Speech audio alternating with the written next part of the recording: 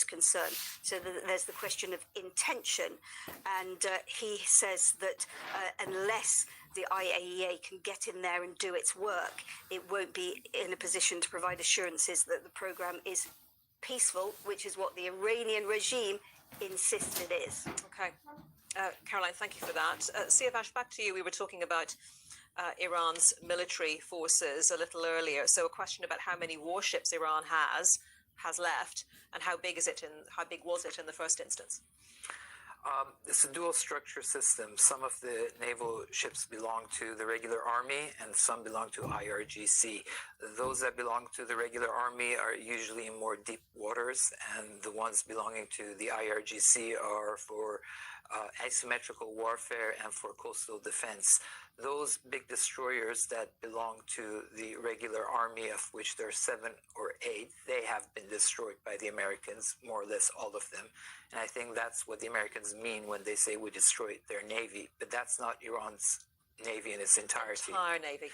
There are some submarines as well, about 20 to 25 submarines, because they're in shallow and very cluttered waters of the Persian Gulf. They're harder to identify by the Americans, and they can present a persistent threat.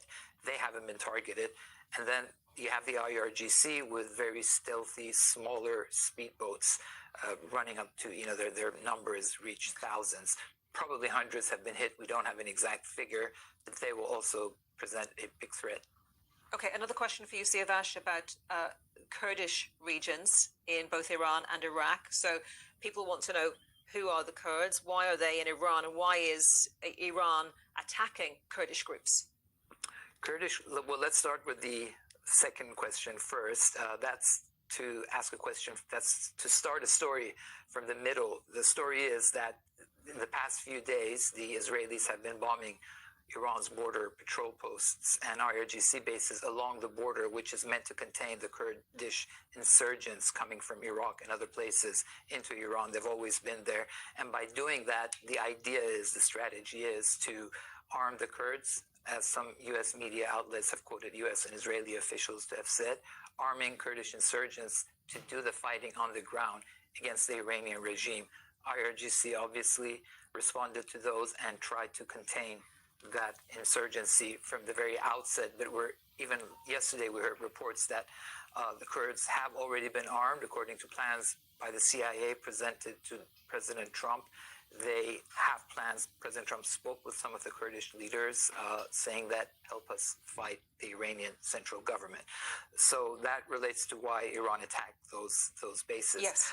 The Kurds themselves, they are an ethnic minority inside Iran, Iraq, Turkey, and Syria. Some have ambitions of becoming a separate country. Some just want self-autonomy. And that's a very divisive issue in all 4 countries. Yeah, it's a very interesting conversation point. Let's go back to Barbara in Doha. Barbara, why is Turkey involved is the question that we've got for you. Well, Turkey's on the border. It shares a border with Iran, has had long diplomatic and economic relations with Iran, and was also very concerned about the impact of an impending war. So before the conflict, it was heavily diplomatically involved to try to prevent it. It also hosts a U.S. Military base, although, like the Gulf states, it has refused to let the U.S. use that base for the war on Iran. Nevertheless, it's believed that Iran fired a missile aiming towards that base. That is what Turkey says. It says there was a missile launched towards Turkey from Iran, towards Turkish airspace over Iraq and Syria, and it was shot down by NATO defenses in the Mediterranean.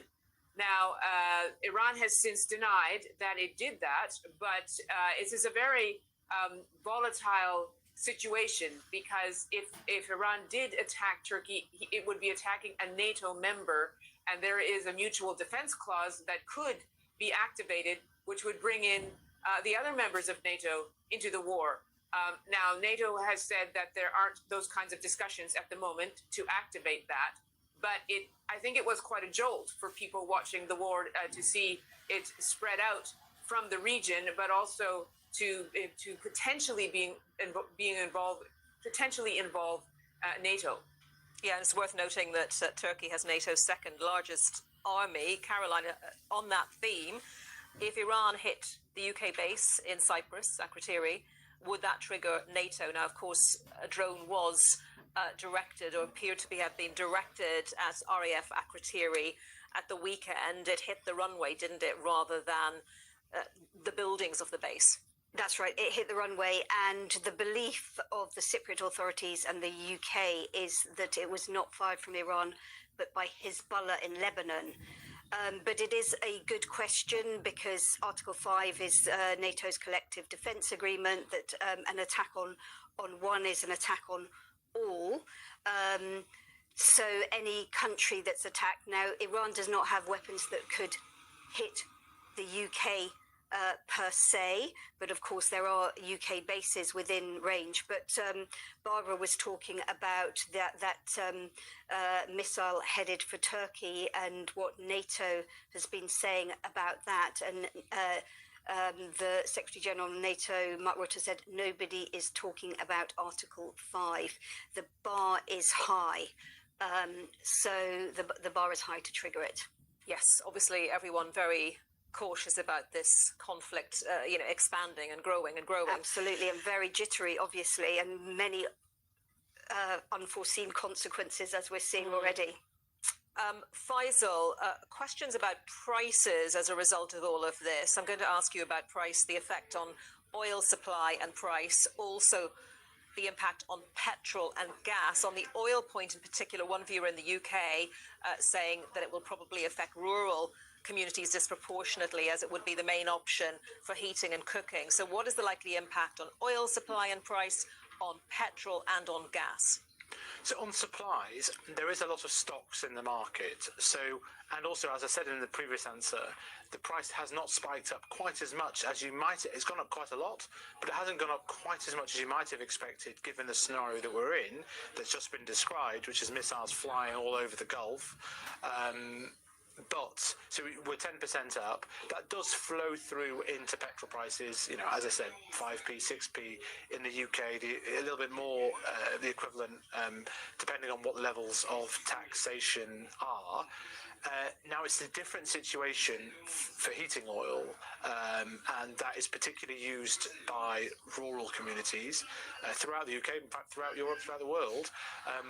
Because that is, the price is less protected, the prices kind of often change, it's a less competitive market, you don't have petrol stations all over the place trying to compete with each other. So we have seen some immediate rises in the price of heating oil for those communities that they're very concerned about, and it's essential for their heating. The more widespread energy bills, typical gas and electricity bills, for example, there are protections in place as a cap. Actually, that price is going to fall over the next month. But certainly, if this is sustained for any more time, a couple of weeks, a few weeks, several weeks, then you definitely expect now those prices to go up, a few dozen pounds per month potentially, when that is reset, but that's not till July. We are lucky in a way that this is happening during spring and potentially summer rather than during the winter. Okay, Faisal, thank you very much for that. We are coming towards the end of our questions and answers, so let me try and squeeze in a couple more with you here in the studio. Siavash, we talked earlier about Iran's navy. Lots of questions coming in about Iran's military arsenal. How many missiles does Iran have? Where does Iran get its weapons? What can you tell us about that? Yeah, the missiles are Iran's really main weapon, its main deterrent force. Most of them are domestically built. That's Iran's joy and pride for the regime to have managed to build these missiles domestically. In terms of numbers, it's very confidential, so we can only rely on the figures provided by intelligence agencies in the US and Israel.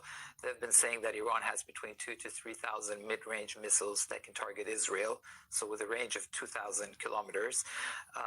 And then these are the ballistic missiles. And then you have those shorter range missiles, the kind that Iran can target the countries around the Persian Gulf, the Arab countries, which it has in some cases. And then also, complementary to that, it has thousands of drones. And these drones also has been very effective in terms of not just causing damage, but in terms of helping overwhelm some of the defense systems put in place by the US and Israel. So, in order to make them run out of these interceptors more quickly than they would have otherwise. So the US and Israel obviously will be trying to, seek out those locations where those missiles, those drones can be launched from and deal with those, clearly. That's a military priority for them, yes. Yeah, okay. Caroline, Paul asks, on the basis that Iran regime change will require boots on the ground, and I guess, depending on who you ask, put that question too, lots of people will debate whether it does require boots on the ground, but Paul is saying on the basis that regime change will require boots on the ground, what is the likelihood that Trump will ask Israel to send soldiers into Iran? Also, lots of people are asking if President Trump will put US boots on the ground. So far, he said no to that, hasn't he? He's ruled that out. Israeli troops on the ground, I think boots on the ground would be extremely controversial. I think what is seen as more likely is support from the Americans for Kurdish groups, as discussed earlier, Kurdish boots on the ground that could move further into the country and be involved in fighting. But it's very early days, but certainly the US is not talking about any of its own troops on the ground. And very briefly, from anywhere else? I would doubt it. Yeah, it's basically a war from the skies right now. And many people say, experts say, you can't affect regime change from the skies. Of course, what we know that Donald Trump is asking Iranians to take over the government. He says, we're going to bomb, and this is what he said at the start, and then you go and take over the government buildings. At the moment, Iranians can't do that if they wanted to, because they are hemmed down by the bombing, and there is also a very, very large security force on the ground keeping people in their homes. Okay, we are out of time, but thank you so much for being with us. Barbara Pletasher in Doha, Faisal Islam, Caroline Hawley, and Siavash Ardalan. And thank you very much to all of you for sending in your questions to us. You're watching BBC News.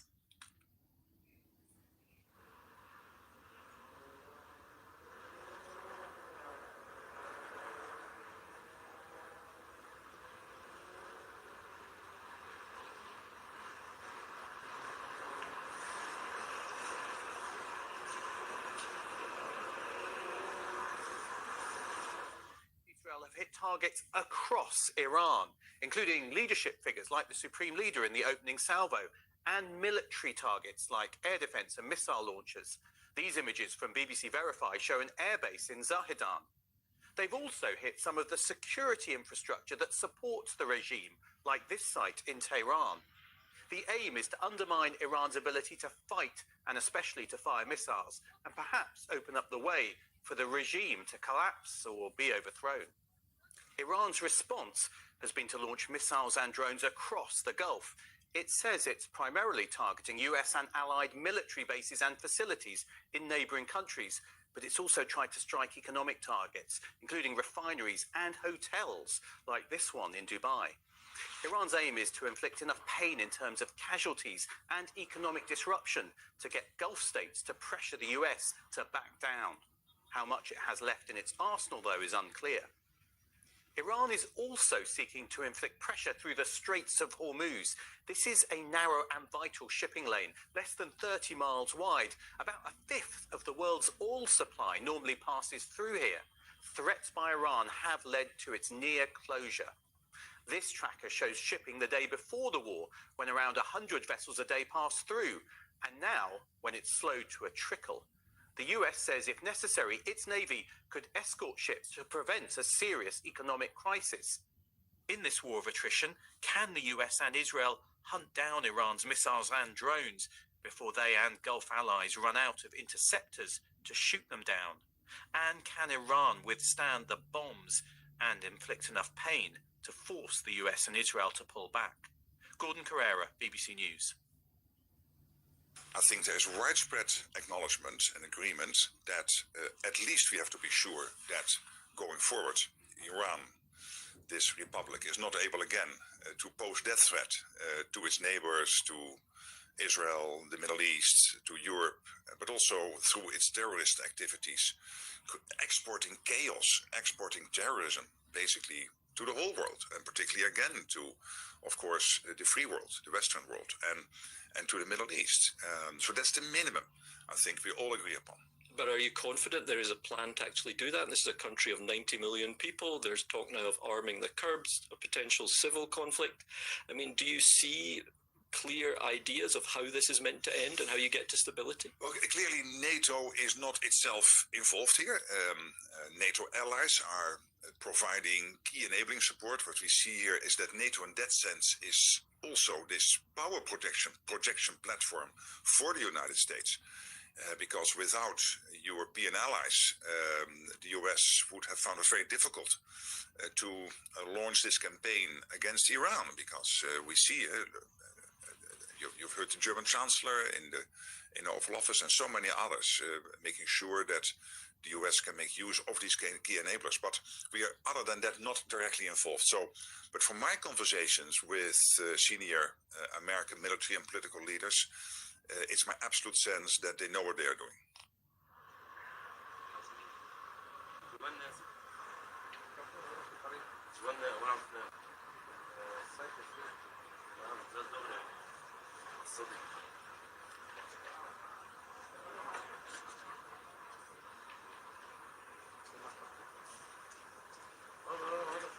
This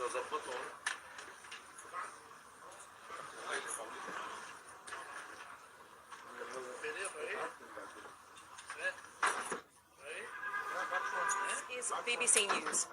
So Keir Starmer says 4 Typhoon fighter jets are being sent to Qatar as US-Israeli strikes on Iran continue. We will do everything we can to protect British lives, uphold British values, and safeguard the national interest.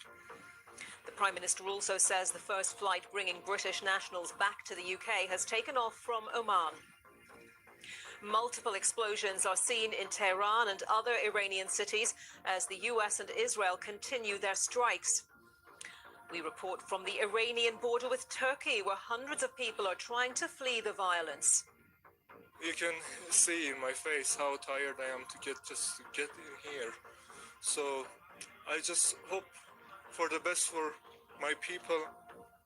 Huge queues of cars are seen in the Lebanese capital, Beirut, after Israel tells people to evacuate. On Verify today, we've been looking into the latest attacks on shipping in the Gulf and the implications for global energy supplies.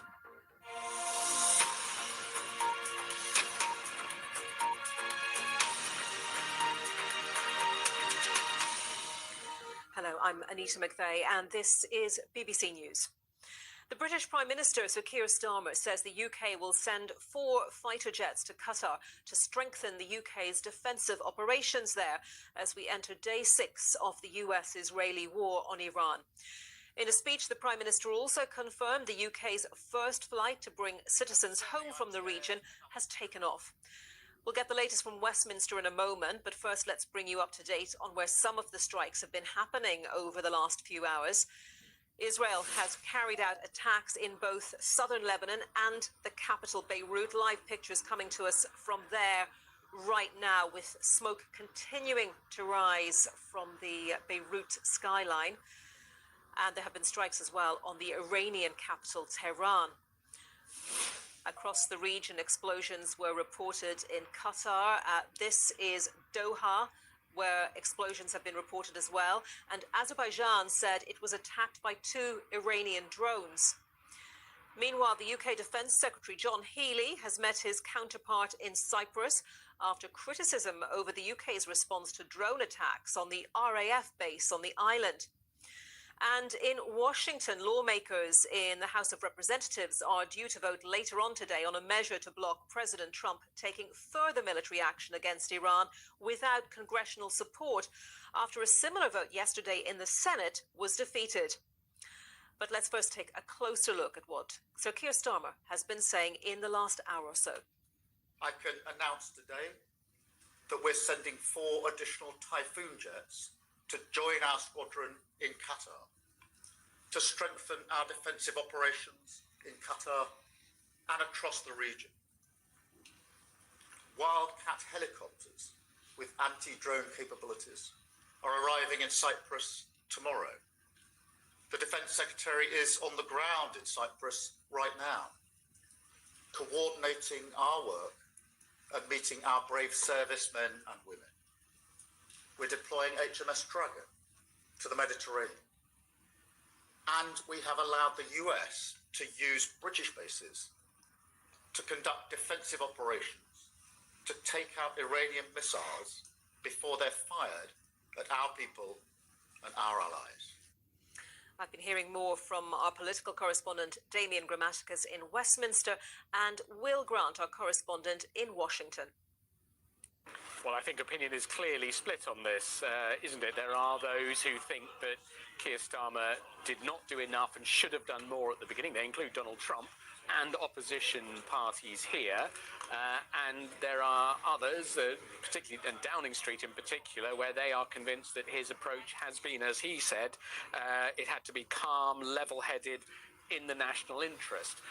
Now, what he laid out today was that he said that the accusations that he had been slow to respond were not correct, that the UK had been sending aircraft and air defence missiles and equipment to the region. That's been there, that's been working and was ready in place, and is now sending, as you were saying, more aircraft. He also was questioned about that decision to say no to Donald Trump on his first, or to deny the US the right to use UK air bases for the first strikes. And on that, there's been some discussion here today. What did he come under pressure from within his own cabinet? Did he change his own mind, and it was pressured by the cabinet to do that? He said there'd only been one request from the US. That came at the weekend after the initial strikes, and to that the cabinet unanimously said yes, the UK bases can be used defensively to try to target Iranian missile launchers, stop those incoming attacks. But we do know that the Downing Street and the Prime Minister have said already that initially they had said to Donald Trump no, that he couldn't use UK bases. And then the important things I think that he was talking about, I mean, really the message that he was putting out, where he was saying he knew that people would be worried, seeing what's happening in the Middle East, worried about their family and friends there, worried about the impact here through energy prices and the like. So he was trying to send a message of reassurance, but he did say he simply couldn't say how long this would last. And in his words, the region has been plunged into chaos with unknown consequences. And briefly, Damien, there was also, it was quite subtle, wasn't it? It was in there, an attempt by the Prime Minister to nudge the conversation back to the idea of diplomacy, conversations to try to bring this to an end. That's right, and I noticed actually, it's a good point, I noticed he said that twice actually, in his opening remarks at the beginning and then in relation to a question. In his opening remarks he said that the UK's position all along had been that negotiation and diplomacy was preferable to strikes of the sort that the US and Israel launched. And then, addressing the uncertainty now and about the ongoing situation, he did say that, you know, we believe that this is going to ultimately, he said, ultimately, it will be a matter of negotiation when it comes to Iran's nuclear weapons. He was talking about that there. So looking ahead to some way that this might be resolved, but he did say that he had not had any conversations with Donald Trump since Saturday, and when asked, did Donald Trump give you an indication of his plan for how this might play out? He didn't give any indication there that he had discussed that or had a clarity on that he could offer. Okay, Damien, thank you very much. Well, let's head to Will Grant now in Washington, and Will, bring us right up to date with any new lines from the administration about the progress of this war. We showed our audience some pictures of Pete Hegseth. He was just finishing up speaking in Florida. It was an event where he was talking about cartels, but I wonder, did he say anything about Iran?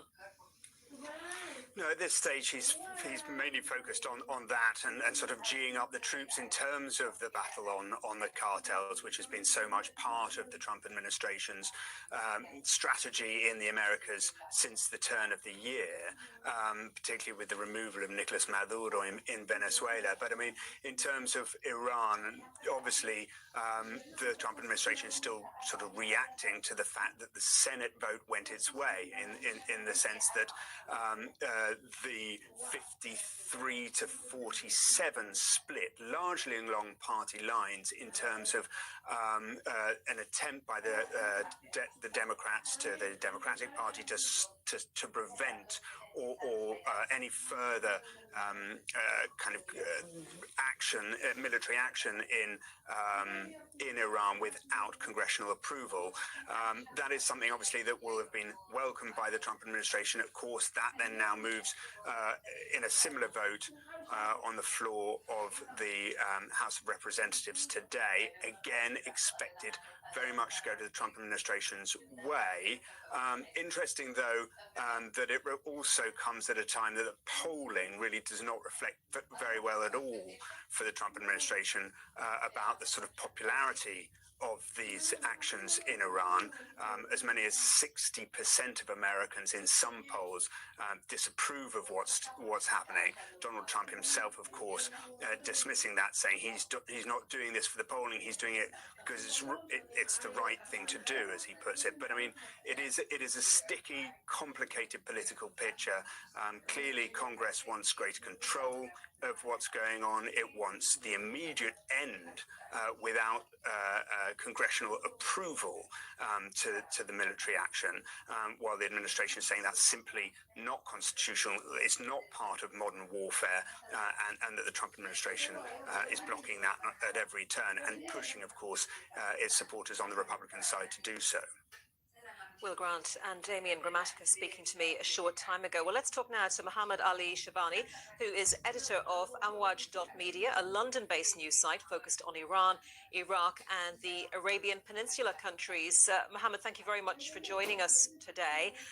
And I think the obvious place to start is to try to find out what contacts you have been able to have with people inside Iran, because, of course, we always tell our viewers how difficult it is. Communications can be incredibly patchy at the best of times. So what have you been able to establish in the last few days since this war started? So I think the most important observation I've come across is that the intensity of the attacks is far more vast than the previous war in June 2025, during the 12 days of war when Israel attacked. This time, the number of bombs and the intensity of the bombs, the size of them seems much more vast, and we're seeing reports of devastation also to civilian infrastructure. Major hospitals are said to have been damaged. The claim is that nearby buildings were hit, but the essence of it still is that we're seeing civilian infrastructure damaged, a lot of residences, commercial complexes, etc., being damaged. So I think just the vastness of the damage is quite shocking to many people, and we're seeing now is increasingly that after having decided to stay in the capital initially, many are now leaving for the suburbs, for towns in the north of Iran, and even towards the border with Turkey. It was interesting speaking to a British Iranian woman who's based here a little earlier. She said there is a huge amount of fear and also a huge amount of hope, but she said the hope is greater than the fear, and that may be because she's coming from the perspective of being in the UK. But I wonder what the mood of the people you spoke to was with regards to those two emotions, hope and fear. I think right now, overwhelmingly, the people I've spoken to, and of course, they're not a representative cross-section of 93 million people, but the people I've spoken to overwhelmingly express fear. They're quite concerned for their lives, their own children. Schools are closed. Their livelihoods are impacted. There's bombs flying everywhere. So I think right now the sense is they don't know how long this is going to go on, but they do know that it's far more intense than anything they encountered before. What have you been able to establish about what's happening with the IRGC, the Revolutionary Guard Corps, and of course there are other military units in Iran, but this is the group that chiefly deals with military action and is very much linked to the Iranian economy as well. It is very much in their interests to try to stay in control, but obviously missiles, drones are still being fired from Iran. So what is their capacity to continue to carry out action? So the IRGC has something called a mosaic strategy. It consists of a decentralized command structure designed for precisely this scenario. I think viewers should know that Iran has predicted attack by the United States for decades, and they've had many years to prepare for this. We're seeing now intense bombing of IRGC military sites, missile bases, drone units, etc. But still, they're maintaining the firing of missiles and drones throughout the region. And I think this, to me, indicates that they're digging in for an extended war. So far, we're not seeing any signs of a loss of authority or control. Having said that, there are increasing reports about the potential for a ground offensive led by Kurdish militants based across the border in Iraq to accompany the Israeli-US air campaign. How that may play out, we have yet to see. And what can you tell us about any attempts to try to choose a successor to the Ayatollah, who, of course, was killed in the opening strikes of this war on Saturday? Yes, that's the million-dollar question. There are different ways of looking at it. Number one is continuity. That reports have emerged that the IRGC is pressing for the son of Iran's late supreme leader, Ayatollah Ali Khamenei, to take the reins. That is not confirmed. We don't even know the state of his health, whether he was injured in the airstrike that killed his father. The second potential route is a kind of institutional option, someone more pragmatic who can maintain internal cohesion and maybe even enter negotiations with the United States. The third option is chaos. And you see a loss of central government authority. And I think this is very much linked to the potential of a ground offensive by Kurdish militants, which is just fear that it may lead to a diversion of resources and just overall loss of authority. And in that scenario, it's not quite sure what may happen next. And with the caveats you mentioned about the late Ayatollah's son, he was opposed himself, wasn't he, to the idea of some sort of hereditary leadership structure? So again, I think many analysts have noted that the Islamic Republic overthrew a monarchy in 1970. So this notion of hereditary rule returning to Iran, I think would frankly not be welcome by, I think, a large segment of not just most Iranians, but also many members of supporters of the government. I think that's an important dynamic to keep in mind. Okay, Mohammed Ali Shabani from Amwaj.media, editor of Amwaj.media. Thank you very much for joining us on BBC News today. I think we can show you some pictures now coming to us from the Iranian, from Beirut, the Lebanese capital.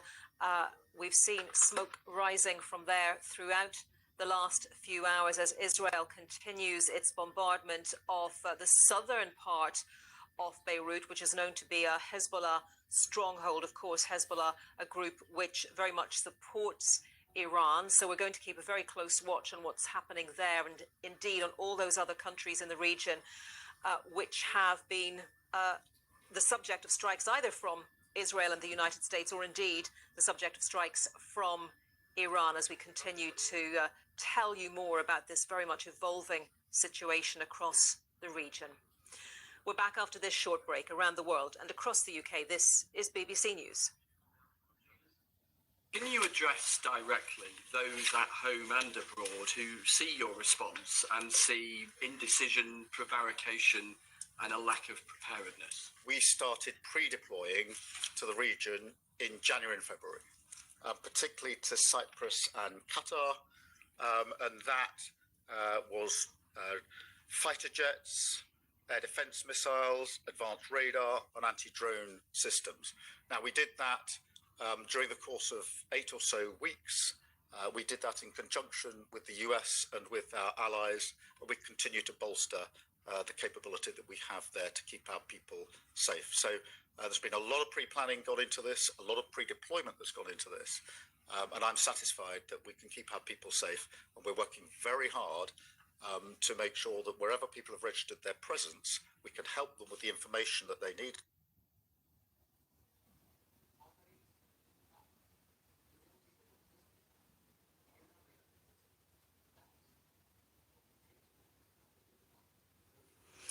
Now, we've been talking over the last few minutes, haven't we, about some people on the move in Iran. They've decided that it is no longer safe to stay in place. And we can go now to the Turkey-Iran border, where our correspondent James Waterhouse has been speaking to some people leaving the country for safety. And some of the voices in his report have been disguised. This is the border that separates Turkey and Iran. It is one of very few ways to get a sense of what is going on inside the country. We are seeing Iranians return home for work, crossing into the country itself, but of course there are many more in their hundreds coming the other way, escaping the war. There is a reluctance among people to criticize the regime, the leadership in Iran. One man has just said everything is fine. He wouldn't be drawn on the impact of the aerial bombardments being launched by the US in Israel. There was another man who angrily shouted, Iran will not be beaten. There are supporters of the Iranian leadership very much here. But there are also those who talk about change. We've spoken to some people about what they hope will come in the future. War is not fine at all. What's it been like? What's it been like the last few days? This is war, real war. We have the return ticket. As soon as it's finished, we come because this is our home. You worry about your family, I presume, inside. I mean, how safe are they? In the war, there is no safety for nobody, even for us. So they attack all the city, even 200 meters from our home. Are the attacks targeted in any way? Do you feel like they're targeting specific areas, or is it a lot of indiscriminate No idea, damage? because we are sitting in the home. We know which target is it. It's under pressure. A lot of bomb. A lot. I'm so upset. I'm upset about both sides. They're so embarrassing. I mean, in Iran and also the US, both of them, they can't even speak together. So embarrassing. That's it. It's been a really tough situation in Iran for everybody. Every single person is really getting scared and they want to get out of there. I mean, you can see in my face how tired I am to get in here. So I just hope for the best for my people, and hopefully everything will be good soon. What's the bombing like? Does it feel targeted? Presumably Yeah, it's targeted, but of course, if you live nearby, you're gonna get hit. What are they hitting? Do you have any idea? As far as you can, you should stay away from those targets that they announce in advance. Like military targets? Yes. Firstly, I feel lots of sorrow for my country. We have lost a very great leader. As you see, I'm going back again to Iran. And I know everything on the ground, not through the media. It's terrifying. Anyhow, it is war. It's terrifying. You can clearly see two flags there. The red one is Turkey, and the other one is black. That is on the side of Iran. They've replaced the national flag because officially they are mourning the death of the supreme leader who was killed in an airstrike a few days ago. Here, people are worried about speaking openly. They still have families in Iran, and they're fearful of reprisals. And any talk of change, you really sense, is more out of hope than anything else. We're seeing reports via Axios that President Trump says he needs to be personally involved in selecting Iran's next leader. I was talking just a few minutes ago with my last guest about the succession to Ayatollah Ali Khamenei, who, of course, was killed in those opening strikes of this war on Saturday. President Trump confirmed that Mojtaba Khamenei, that is the late Ayatollah's second son, is the most likely successor, but President Trump says that outcome would be unacceptable. That's being reported on Axios. As we get more on that, we will bring that to you. Now, an oil tanker has been attacked off the coast of Kuwait, underlining the threat to commercial shipping in the Gulf region due to the US-Israel war with Iran. The incident highlights the difficulty President Trump will face in executing his plan to get tankers moving through the Strait of Hormuz to supply global energy markets. Ben Chu from BBC Verify has more.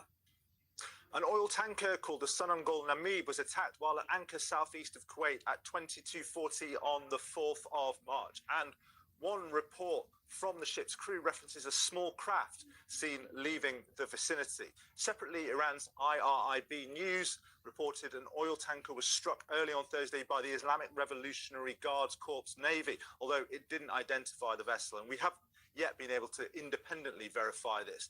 But what we can say is that maritime traffic through the Strait of Hormuz, the route this tanker would have taken, has dropped dramatically since the weekend and is still minimal due to the threat of attacks on commercial shipping. And remember, this narrow waterway is the exit point for a fifth of the world's supplies of oil and natural gas. Now, Donald Trump on the 4th of March said on social media he had a plan to unblock the Strait of Hormuz for energy flows. And he referenced organising ship insurance underwritten by the US government and, if necessary, a US naval escort for tankers. But the insurance industry says the main obstacle is not a lack of insurance, but ship owners' concerns about their ships potentially getting hit and their crews being killed.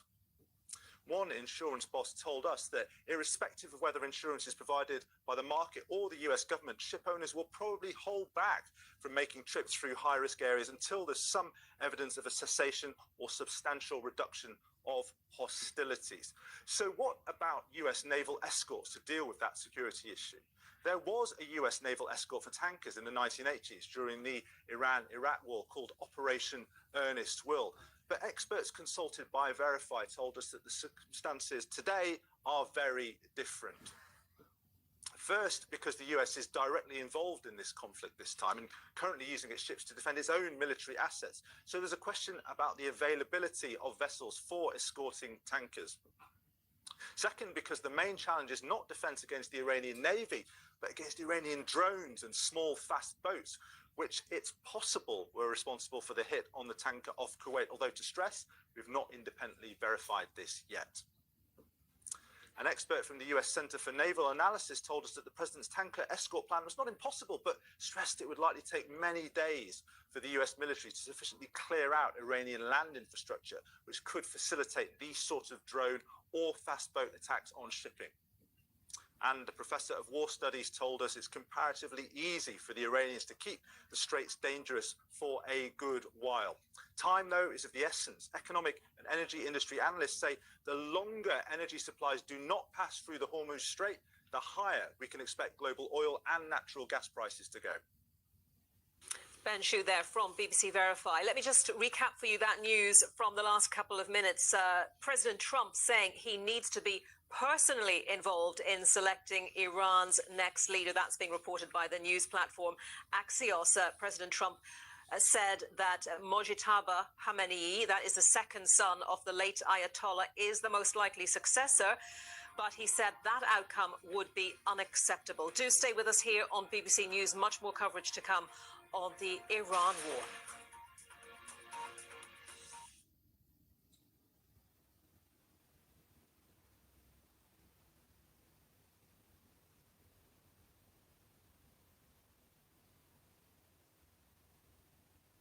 Many British Iranians are watching events unfold in their homeland with a mixture of hope, horror and fear. And that's made all the harder because it's so difficult to get in touch with friends and family. Among them is Roxy Mahani, who is an Iranian living in the UK. And Roxy joins us now. Thank you very much for taking the time to talk to us, Roxy. And obviously I want to find out, first of all, when was the last time you were able to be in touch with friends and family living in Iran? Yeah, thanks for having me. The last time that I had a connection with my family and my mother was on Thursday last week. Since then, I had no connection with my family, and I'm definitely worried about their safety. Oh, you must be desperately worried, because not to be able to reach out to them and have any information at all is clearly very disturbing, given what you're watching and hearing. Definitely, but actually yesterday, through a brief connection that I had with my friends, one of my friends that has a Starlink, and she said that, yes, of course, we're shaken by fear, but we are cheering that anytime that we hear bombs, we don't know whether, which bases of the Islamic Republic of Iran has hit. So this is the point that we have also, I think our hope is greater than our fear this time. And this is the reality of mixed emotion that we are experiencing at the moment, and is a very contradiction of emotions that we are feeling. But we have hope that finally this regime, there is a regime change at the end of this war. And when you had that brief connection with your friend, was she able to tell you anything about her plans, whether she is sitting tight where she is or whether she thinks she needs to be on the move? What was she saying? Yeah, she just said that we will definitely stay at home because there is no any safe place on the street. So definitely just stay at home, but with the hope that there is a good outcome out of this war. So your friend and you, it sounds very much as though you fully support this action by the US and Israel.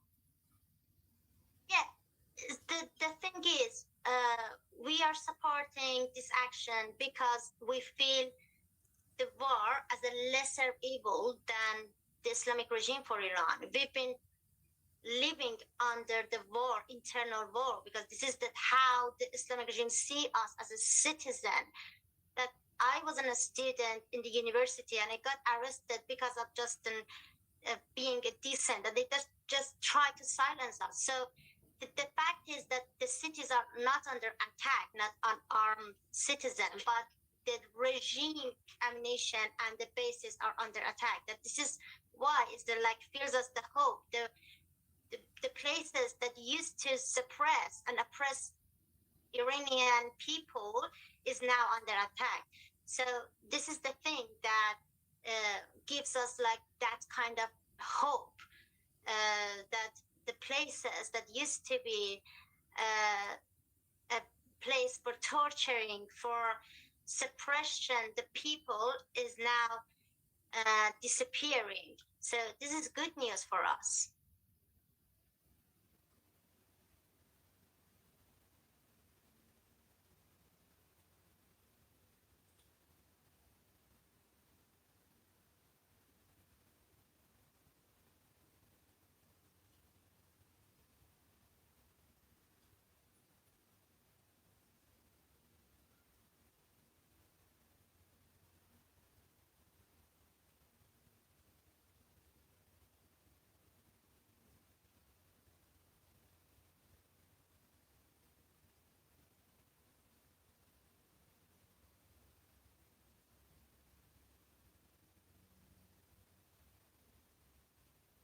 Israel war with Iran on its sixth day. Now, while oil prices stabilised on Wednesday, they have been rising once again today on renewed fears about longer-term disruption to global supplies.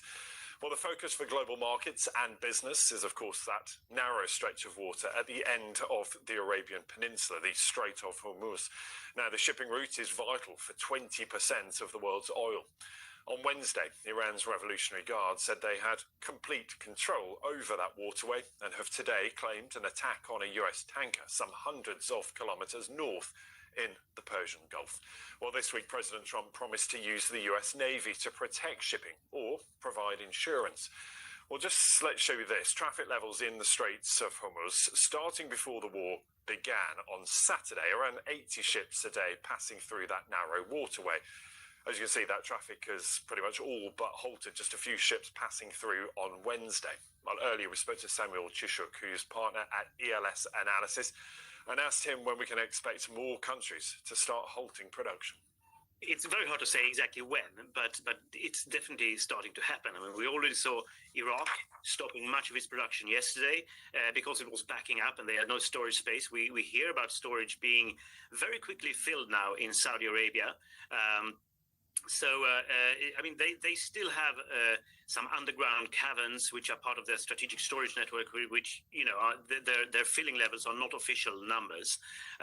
They might have more space there. So it's very hard to say exactly when, but I think in the coming days, and particularly during the coming week, the Saudis might have to start to throttle back some of their production. And we probably will see that in the UAE and Qatar too, and Kuwait. Saudi Arabia has a pipeline that takes a lot of crude to the Red Sea.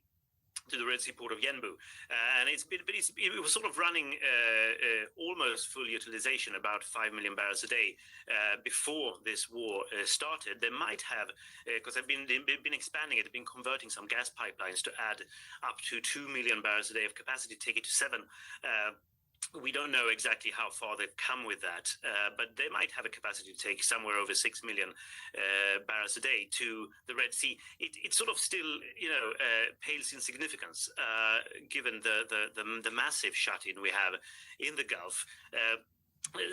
Abu Dhabi has a pipeline that has a capacity of nominally 1.8 million barrels a day to Fujairah, which is on the Arabian Sea, just outside of the Hormuz Strait. But actually, that port has been attacked several times now by Iran, so it's not really out of the immediate war zone. And the problem here is not only that little strait. I think the fact is, as you mentioned, we've seen attacks today in the far north of the Gulf. We see attacks against critical infrastructure in all the southern Gulf countries: Saudi Arabia, Bahrain, Qatar, UAE,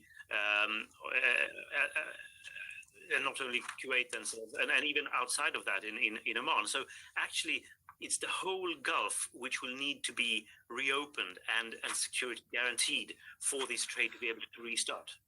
Well, speaking of energy, and here in the UK, the Chancellor, Rachel Reeves, has been meeting with industry leaders to discuss energy security in the midst of what is a growing global crisis around oil supply. Now, energy producers in the UK are concerned about the energy profits levy, arguing that that hampers investment at a time when a wide range of energy sources are still required to meet the country's energy needs. Well, let's talk to David Whitehouse. He's Chief Executive of Offshore Energies UK, that advocates for oil and gas and the renewable sector for producers in the seas around the UK. Good to have you here, and talk to me first of all about the concerns, because we are still very reliant on importing energy, even though there has been a big push into renewables in this country. Do we have enough to go around? So the UK has a very robust energy system, but it is true today that we are importing energy at historic levels. 40% of the energy we use here in the UK now comes from imports, and actually we welcome the build out of our world-class renewable energy. One of the arguments we make, though, is the value of our domestic oil and gas production. Today, 75% of the energy we use here in the UK does come from oil and gas. We are fortunate to have our North Sea, which produces about half of that. But as you said, the energy profits levy introduced in 2022 is driving away that investment. We've lost 40% of our oil and gas production in the last 4 years, and we're on track to lose another 50% between now and the end of the decade. And in a world, in a volatile world, where we still will need oil and gas, we need the conditions where we are promoting our own production. That drives our own energy security, and importantly, it drives value into our economy, and it supports our jobs and communities up and down the country. Yes, and when you say we've lost that production capability, is that because it's just simply no longer viable financially and it is cheaper to import from elsewhere? And therefore, if that's true, as oil prices and gas prices continue to rise, at what point does it become viable again to reopen North Sea wells? See, what happens is by having a tax rate which was introduced for a windfall, and the windfall has gone, effectively it means that it's very difficult for people to justify investment in our North Sea oil and gas. And oil and gas investment is a global thing. People will choose to spend their money elsewhere. So what we need here in the UK is for the UK to be a brilliant place to do business. We need it to be a good place where people can invest in oil and gas. And that's why we call for this reform to the energy profits levy. And if I could be clear on that, what the industry has called for, what we worked with the Treasury towards the end of last year, and what was announced in the budget, is to replace the energy profits levy, which is driving away investment, and replace it with a new tax, the oil and gas price mechanism. And that mechanism is designed for this. When oil prices and gas prices are high, then the sector continues to pay high levels of tax on its production. But when they're lower, it attracts investment. And when we do that, we attract the investment that we need in the country's resources. And is it the investment in the right place, though? Because one of the other reasons that there's been less investment in oil and gas is those commitments to net zero and to reduce emissions. And so therefore, reinvesting in oil and gas flies in the face of those commitments, doesn't it? Not at all, actually. We should be proud of our industries. So here in the North Sea, We've driven down the emissions associated with our oil and gas production, and we're setting an exemplar, I think, in that place. But we need to be realistic on the journey to net zero. 75% of our energy comes from oil and gas today. Even by 2050, something like 20% of our energy is going to come from oil and gas. And we make the very simple argument: we are going to use oil and gas on that journey. And the choice is this: do we choose to back our own resources? Do we choose to back our own people, our own communities, value in our own country, and deliver that at a lower carbon footprint, or do we want to rely on imports? And I would say let's rely on our own people. Let's support our own jobs. Let's support value in our own economy. David, really good to talk to you. Good to get your insight. Thank you. David Whitehouse there, Chief Executive of Offshore Energies UK. Thank you. So that's what's happening on the energy front. Let's talk financial markets, though, because in the US, shares are lower as the war enters its 6th day. Now, despite no clear indication of when tensions may ease, Wall Street, though, has been shrugging off some of its earlier concerns, unlike markets in Europe and Asia. So let's have an assessment of what's happening right now in the US. Samira Hussain is standing by for us in New York. And Samira, talk us through what's happening on Wall Street. Ben, you really just can't keep track these days. We saw some recoveries yesterday, but today we're looking and the Dow is down some 800 points. And really driving that is, of course, the price of oil. The last time I checked, it was at 79.54 cents a barrel. It's touching quite close to that $80 a barrel. That is a big increase in the price of oil over the last 6 days. And I think that has investors feeling a little spooked. I think also, yes, you heard earlier from President Trump earlier this week that he would, perhaps effort the Navy to protect some ships if necessary traveling through the Gulf, and also talked about insurance. But now these reports coming from Iran saying that they have hit an oil tanker in the region, I think that has really made a lot of people more nervous. Yeah, and Samira, we can't look at these numbers in isolation because it's easy just to think of this as the price of one commodity. But we know something like oil has the potential to push up prices right across the board and stoke inflation that most developed economies have just been getting a handle on. Exactly, and I think that's why you're seeing such a reaction on Wall Street is because of those inflationary concerns. As we know that there have been a lot of calls from President Trump to make cuts to interest rates, but if you start seeing this real big rise in inflation and it's going to be a little bit more sustained, it creates an environment in which monetary policy will have to respond, and it may have to respond in ways that the president doesn't really want. Yeah, absolutely. Samira, keep an eye on those markets for us. But for now, thank you, Samira Hussain, there live in New York.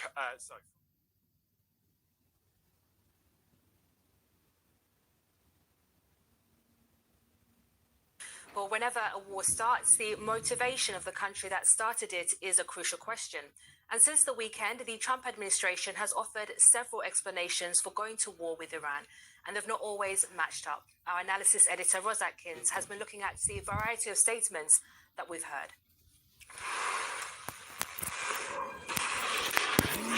Why is America doing this? After he'd started the war, President Trump said this: "Our objective is to defend the American people by eliminating imminent threats from the Iranian regime." The US hasn't provided evidence of an imminent threat, but that was the argument. President Trump also addressed Iranians. "When we are finished, take over your government. It will be yours to take. America is backing you with overwhelming strength." In other words, a war in support of regime change. 2 days later, the administration said this: "This is not a so-called regime change war, but the regime sure did change." But the regime hasn't changed. Not yet, at least. And there was more. The mission of Operation Epic Fury is laser focused. Destroy Iranian offensive missiles, destroy Iranian missile production, destroy their navy and other security infrastructure, and they will never have nuclear weapons. After US action last year, Trump said Iran's nuclear program had been obliterated. Before that, US intelligence had concluded Iran wasn't building a nuclear bomb. But this war, we were told, was to stop that happening and to destroy parts of Iran's military. That was the Secretary of Defense. We also heard from the Secretary of State. We knew that there was going to be an Israeli action. We knew that that would precipitate an attack against American forces. Mr. Rubio explained this meant the US had to start the war. We knew that if we didn't preemptively go after them before they launched those attacks, we would suffer higher casualties. The US has responded to an Israeli plan, Marco Rubio said.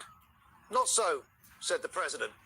Iran, he argued, was ready to act. I think they were going to attack first, and I didn't want that to happen. So, if anything, I might have forced Israel's hand. The US provided no evidence that Iran was about to attack.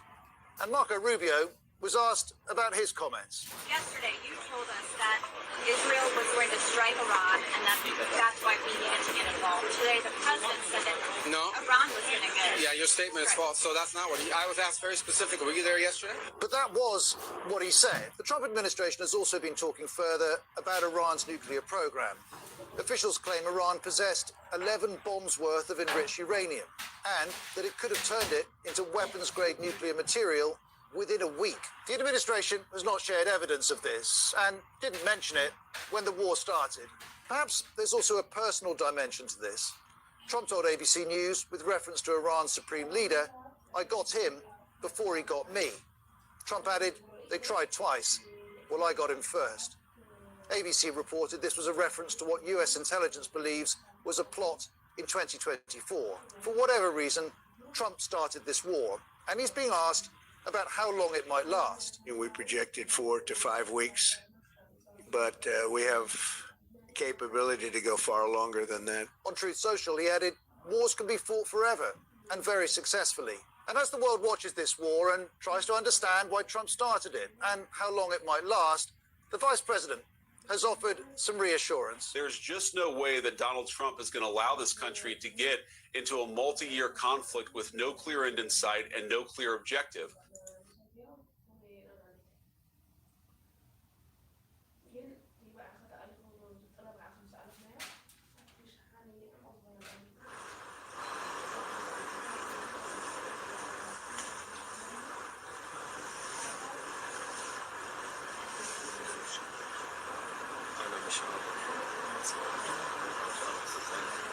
Hello, I'm Anita McVeigh. You're watching BBC News. Now, as we enter day 6 of the US-Israeli war on Iran, just in the last hour, we've been getting reports that President Trump has said that he needs to be personally involved in selecting Iran's next leader.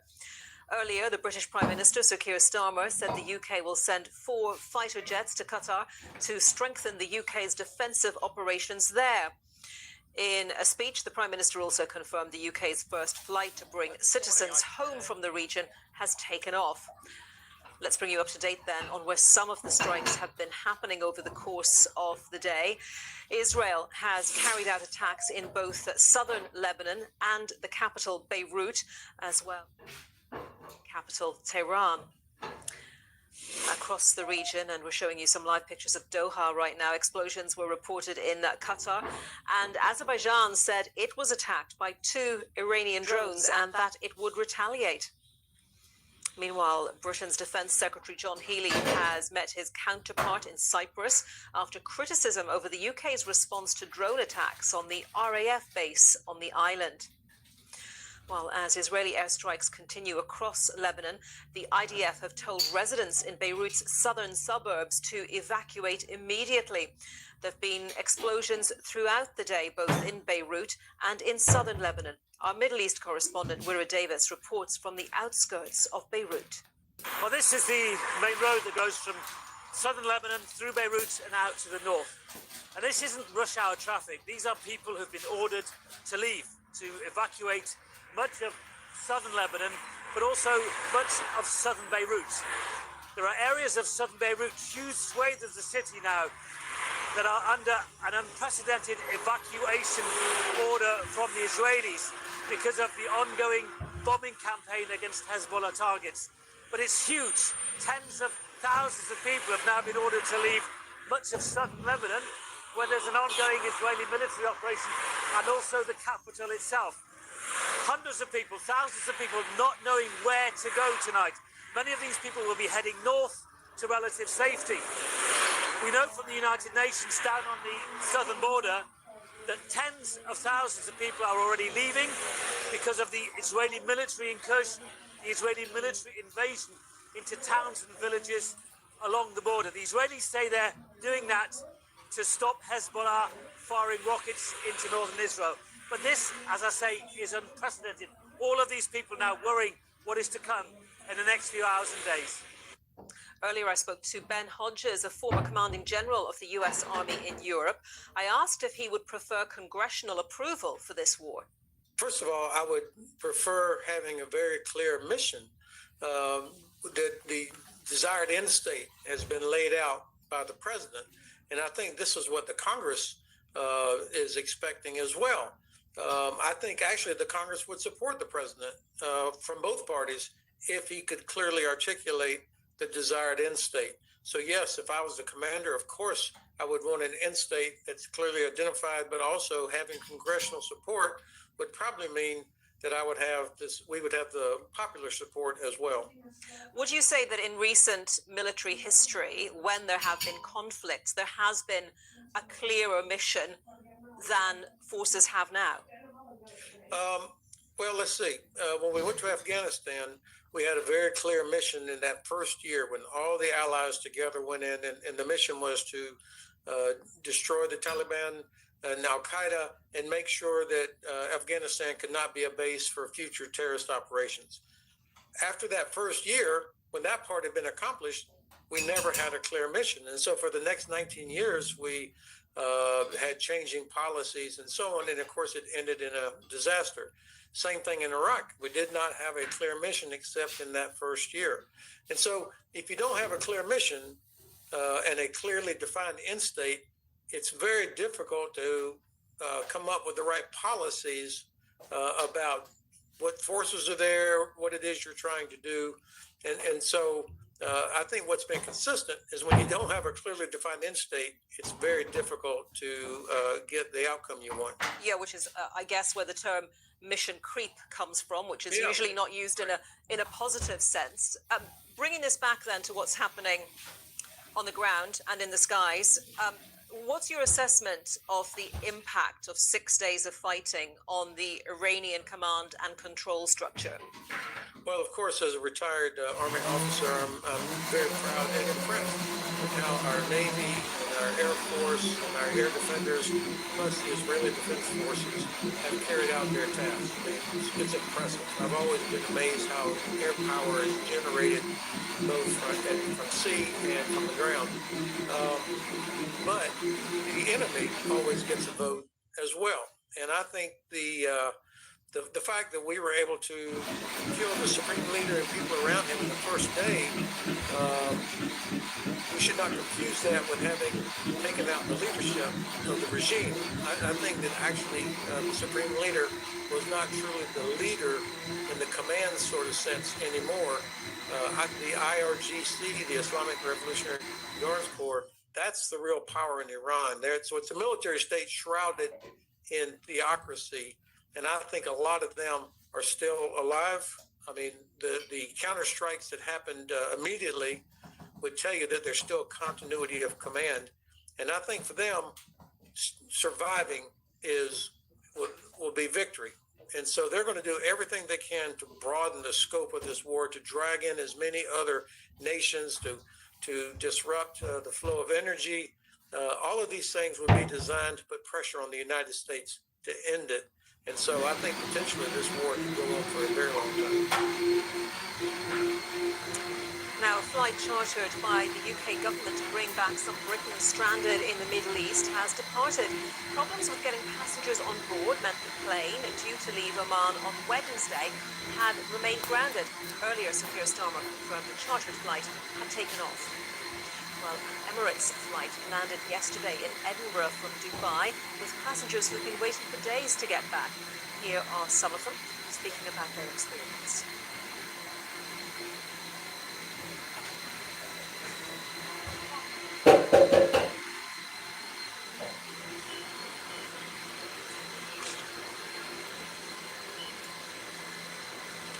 And apologies, clearly pictures of people very glad to get home, but no clips of them speaking just at the moment. We'll try and bring that to you somewhere else.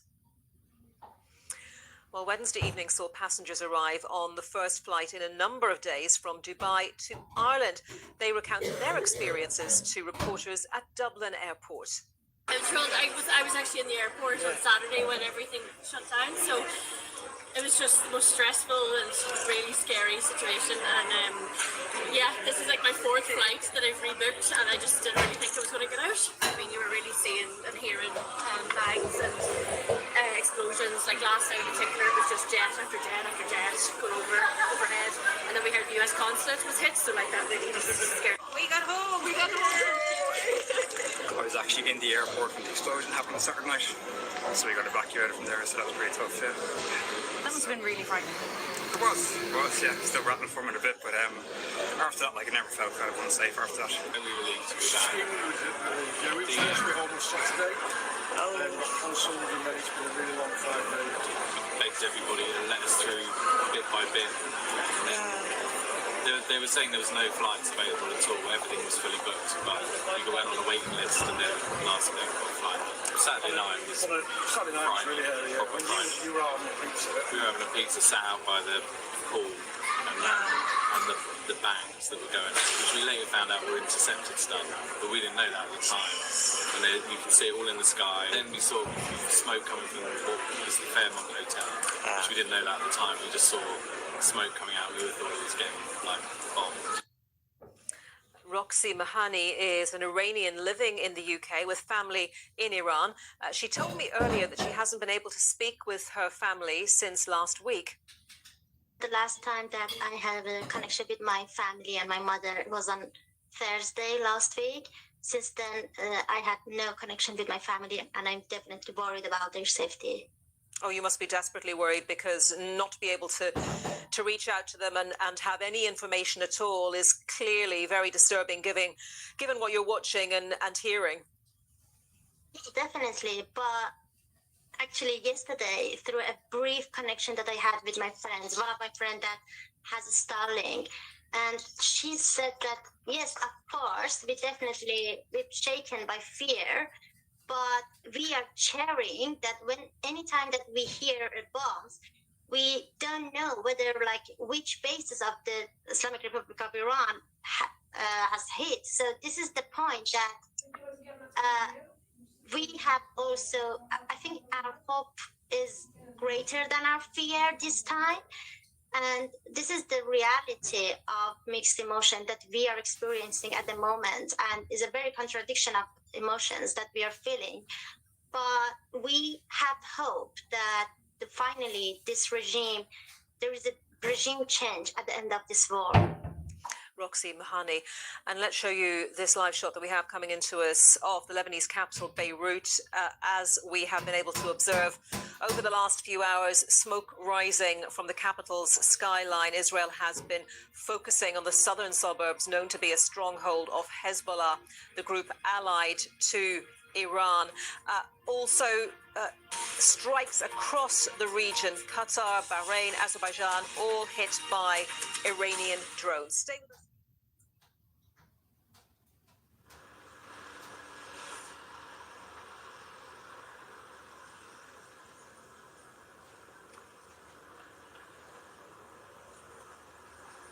We can speak to Mehran Kamarava. He's a professor of government at Georgetown University in Qatar, specialist on the Iran regime as well.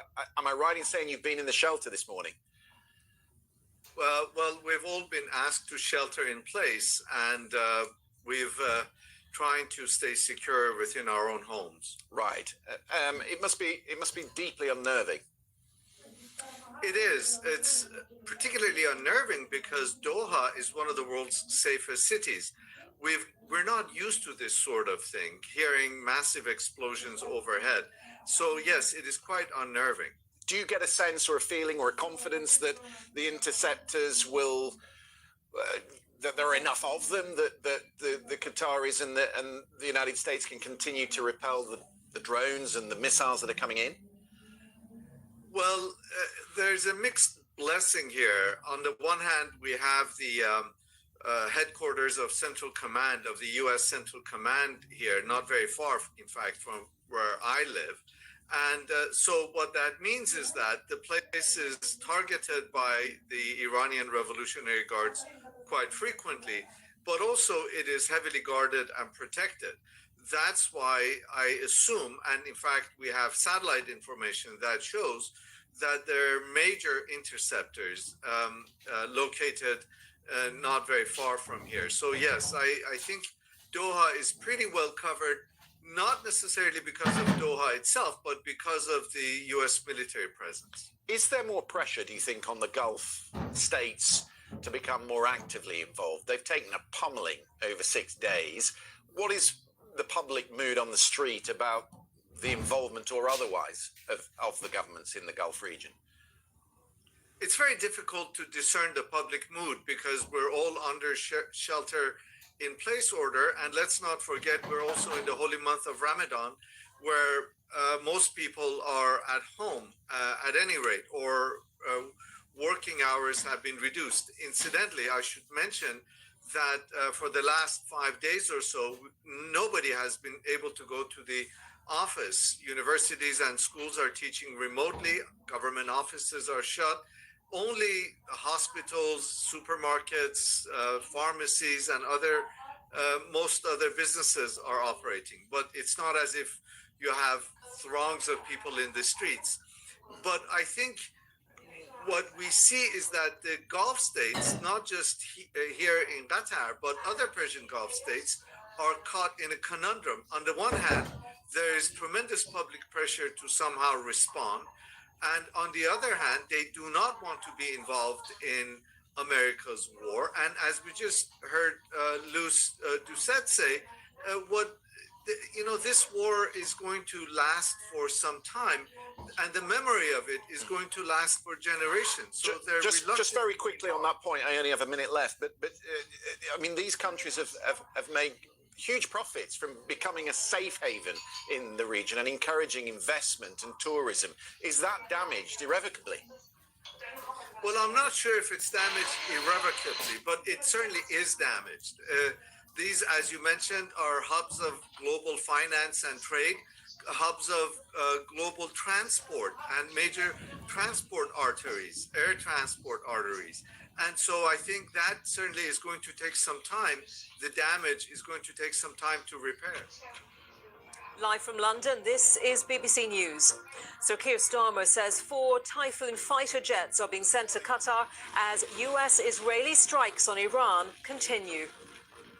We will do everything we can to protect British lives, uphold British values, and safeguard the national interest.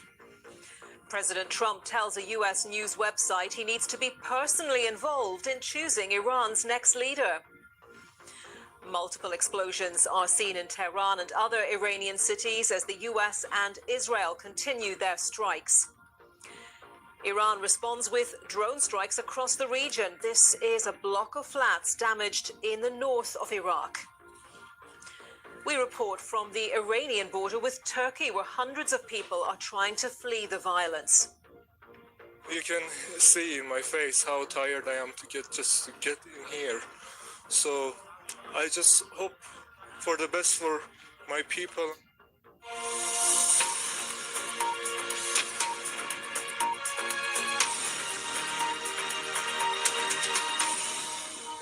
Hello, I'm Anita McVeigh, and this is BBC News. The British Prime Minister, Sir Keir Starmer, says the UK will send 4 fighter jets to Qatar to strengthen the UK's defensive operations there as we enter day 6 of the US-Israeli war on Iran. In a speech, the Prime Minister also confirmed the UK's first flight to bring citizens home from the region has taken off. We'll get the latest from Westminster in a moment, but first let's bring you up to date on where some of the strikes have been happening over the course of today. US-Israeli strikes on Iran have intensified. These latest pictures coming out of Tehran appear to show a sports stadium in the capital, which Iran's state broadcaster says has been destroyed. Across the region, explosions were reported in Qatar and in the UAE. The Defense Ministry says it's responding to more Iranian missile and drone threats.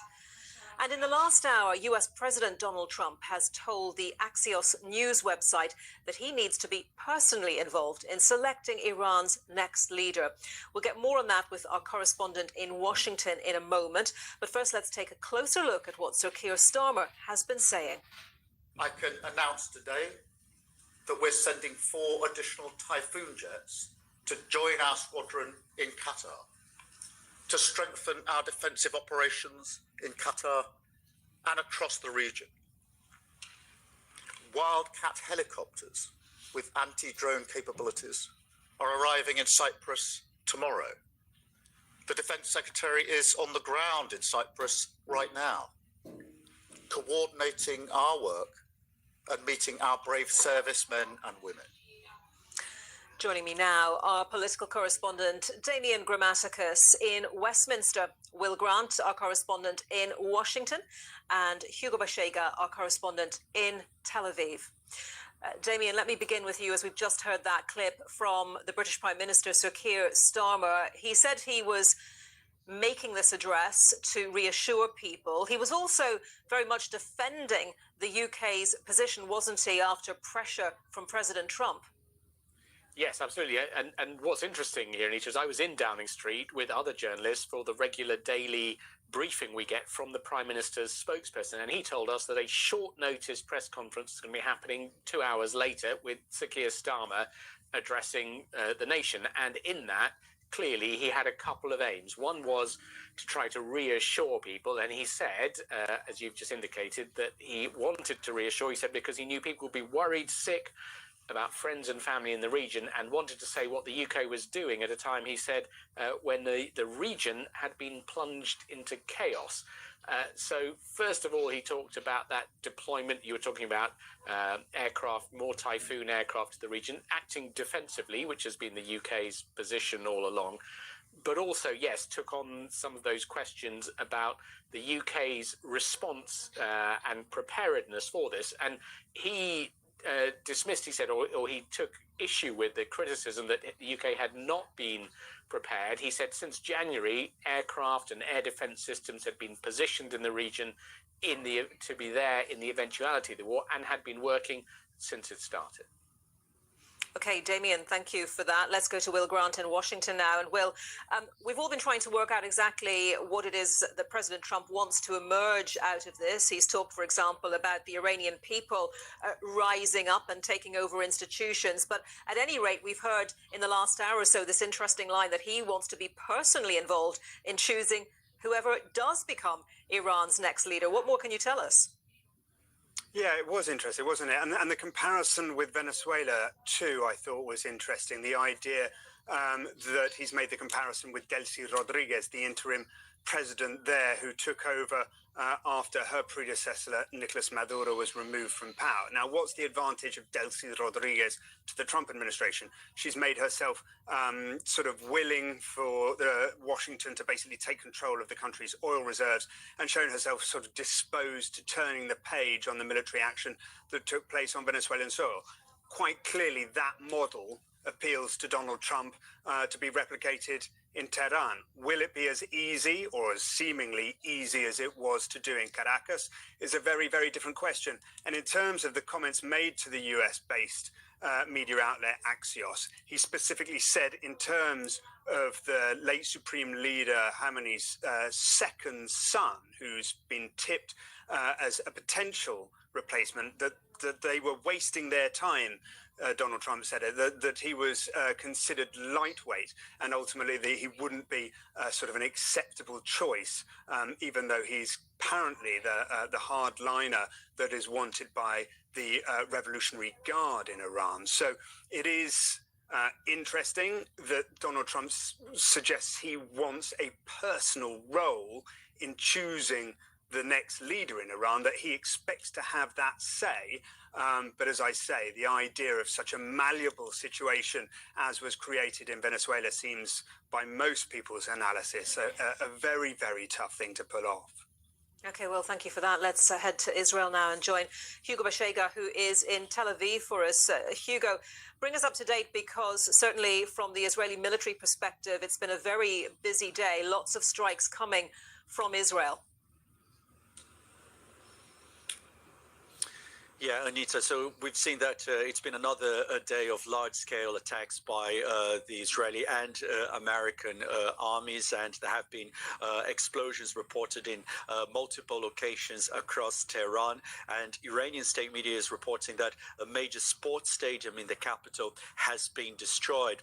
There have been explosions and attacks also in other parts of the country, including in the city of Isfahan, where eyewitnesses say bodies of civilians are in the streets, and the World Health Organization said it had verified attacks on 13 medical facilities across the country since the beginning of the war on Saturday.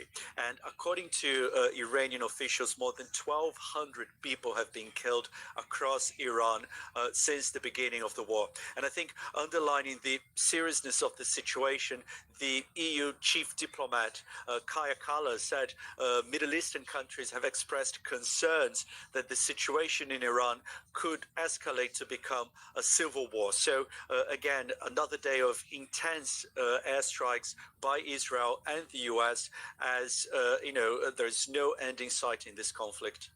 And Hugo, in the last few minutes, we've been seeing reports that the Lebanese president, and of course there have been many Israeli strikes on Lebanon today, has asked President Macron of France to urge Israel not to strike the south of the capital, Beirut.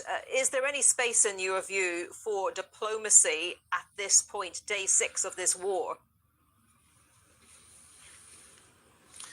Yeah, Anita, we've seen that Lebanon has become the second front for the Israeli military in this conflict. There, Israel is attacking Hezbollah, which is the militia supported by Iran. Yesterday, we saw those evacuation warnings covering villages in the south of the country, and today the Israeli military issued this evacuation warning covering Beirut southern suburbs, which is the stronghold of Hezbollah. So we're talking about tens of thousands, if not hundreds of thousands of people who are now being displaced, forced to flee their homes because of the possibility of Israeli airstrikes. Now, France, because of historic ties to Lebanon, also always plays a very important role in trying to mediate crises in Lebanon. So there have been, phone calls between the president of Lebanon, Joseph Aoun, and the French president, Emmanuel Macron, trying to urge the Israeli military not to attack those areas of Beirut. But I think what is happening here is that for a very long time, for months, we had been talking about the possibility of an escalation of the Israeli campaign against Hezbollah. There was a ceasefire in Lebanon. Israel had continued to carry out attacks, accusing Hezbollah of trying to rebuild its military capabilities. So here, I think the situation is that the Israelis are dealing with their unfinished business in Lebanon, if you like. And I think what we're hearing from Israeli officials is an indication that this is likely to be a prolonged conflict in Lebanon. Okay, Hugo, thank you very much. Hugo Bashega in Tel Aviv for us. Well, let's go now to the Turkey-Iran border, where our correspondent James Waterhouse has been speaking to people leaving the country for safety. Some of the voices in this piece have been disguised. This is the border that separates Turkey and Iran. It is one of very few ways to get a sense of what is going on inside the country. We are seeing Iranians return home for work, crossing into the country itself, but of course there are many more in their hundreds coming the other way, escaping the war. There is a reluctance among people to criticize the regime, the leadership in Iran. One man has just said everything is fine. He wouldn't be drawn on the impact of the aerial bombardments being launched by the US in Israel. There was another man who angrily shouted, Iran will not be beaten. There are supporters of the Iranian leadership very much here. But there are also those who talk about change. We've spoken to some people about what they hope will come in the future. War is not fine at all. What's it been like? What's it been like the last few days? This is war, real war. We have the return ticket. As soon as it's finished, we come because this is our home. You worry about your family, I presume, inside. I mean, how safe are they? In the war, there is no safety for nobody, even for us. So they attack all the city, even 200 meters from our home. Are the attacks targeted in any way? Do you feel like they're targeting specific areas, or is it a lot of indiscriminate No idea, damage? because we are sitting in the home. We know which target is it. It's under pressure. A lot of bomb. A lot. I'm so upset. I'm upset about both sides. They're so embarrassing. I mean, in Iran and also the US, both of them, they can't even speak together. So embarrassing. That's it. It's been a really tough situation in Iran for everybody. Every single person is really getting scared and they want to get out of there. I mean, you can see in my face how tired I am to get in here. So I just hope for the best for my people, and hopefully everything will be good soon. What's the bombing like? Does it feel targeted? Presumably, Yeah, it's targeted, but of course, if you live nearby, you're gonna get hit. What are they hitting? Do you have any idea? As far as you can, you should stay away from those targets that they announce in advance.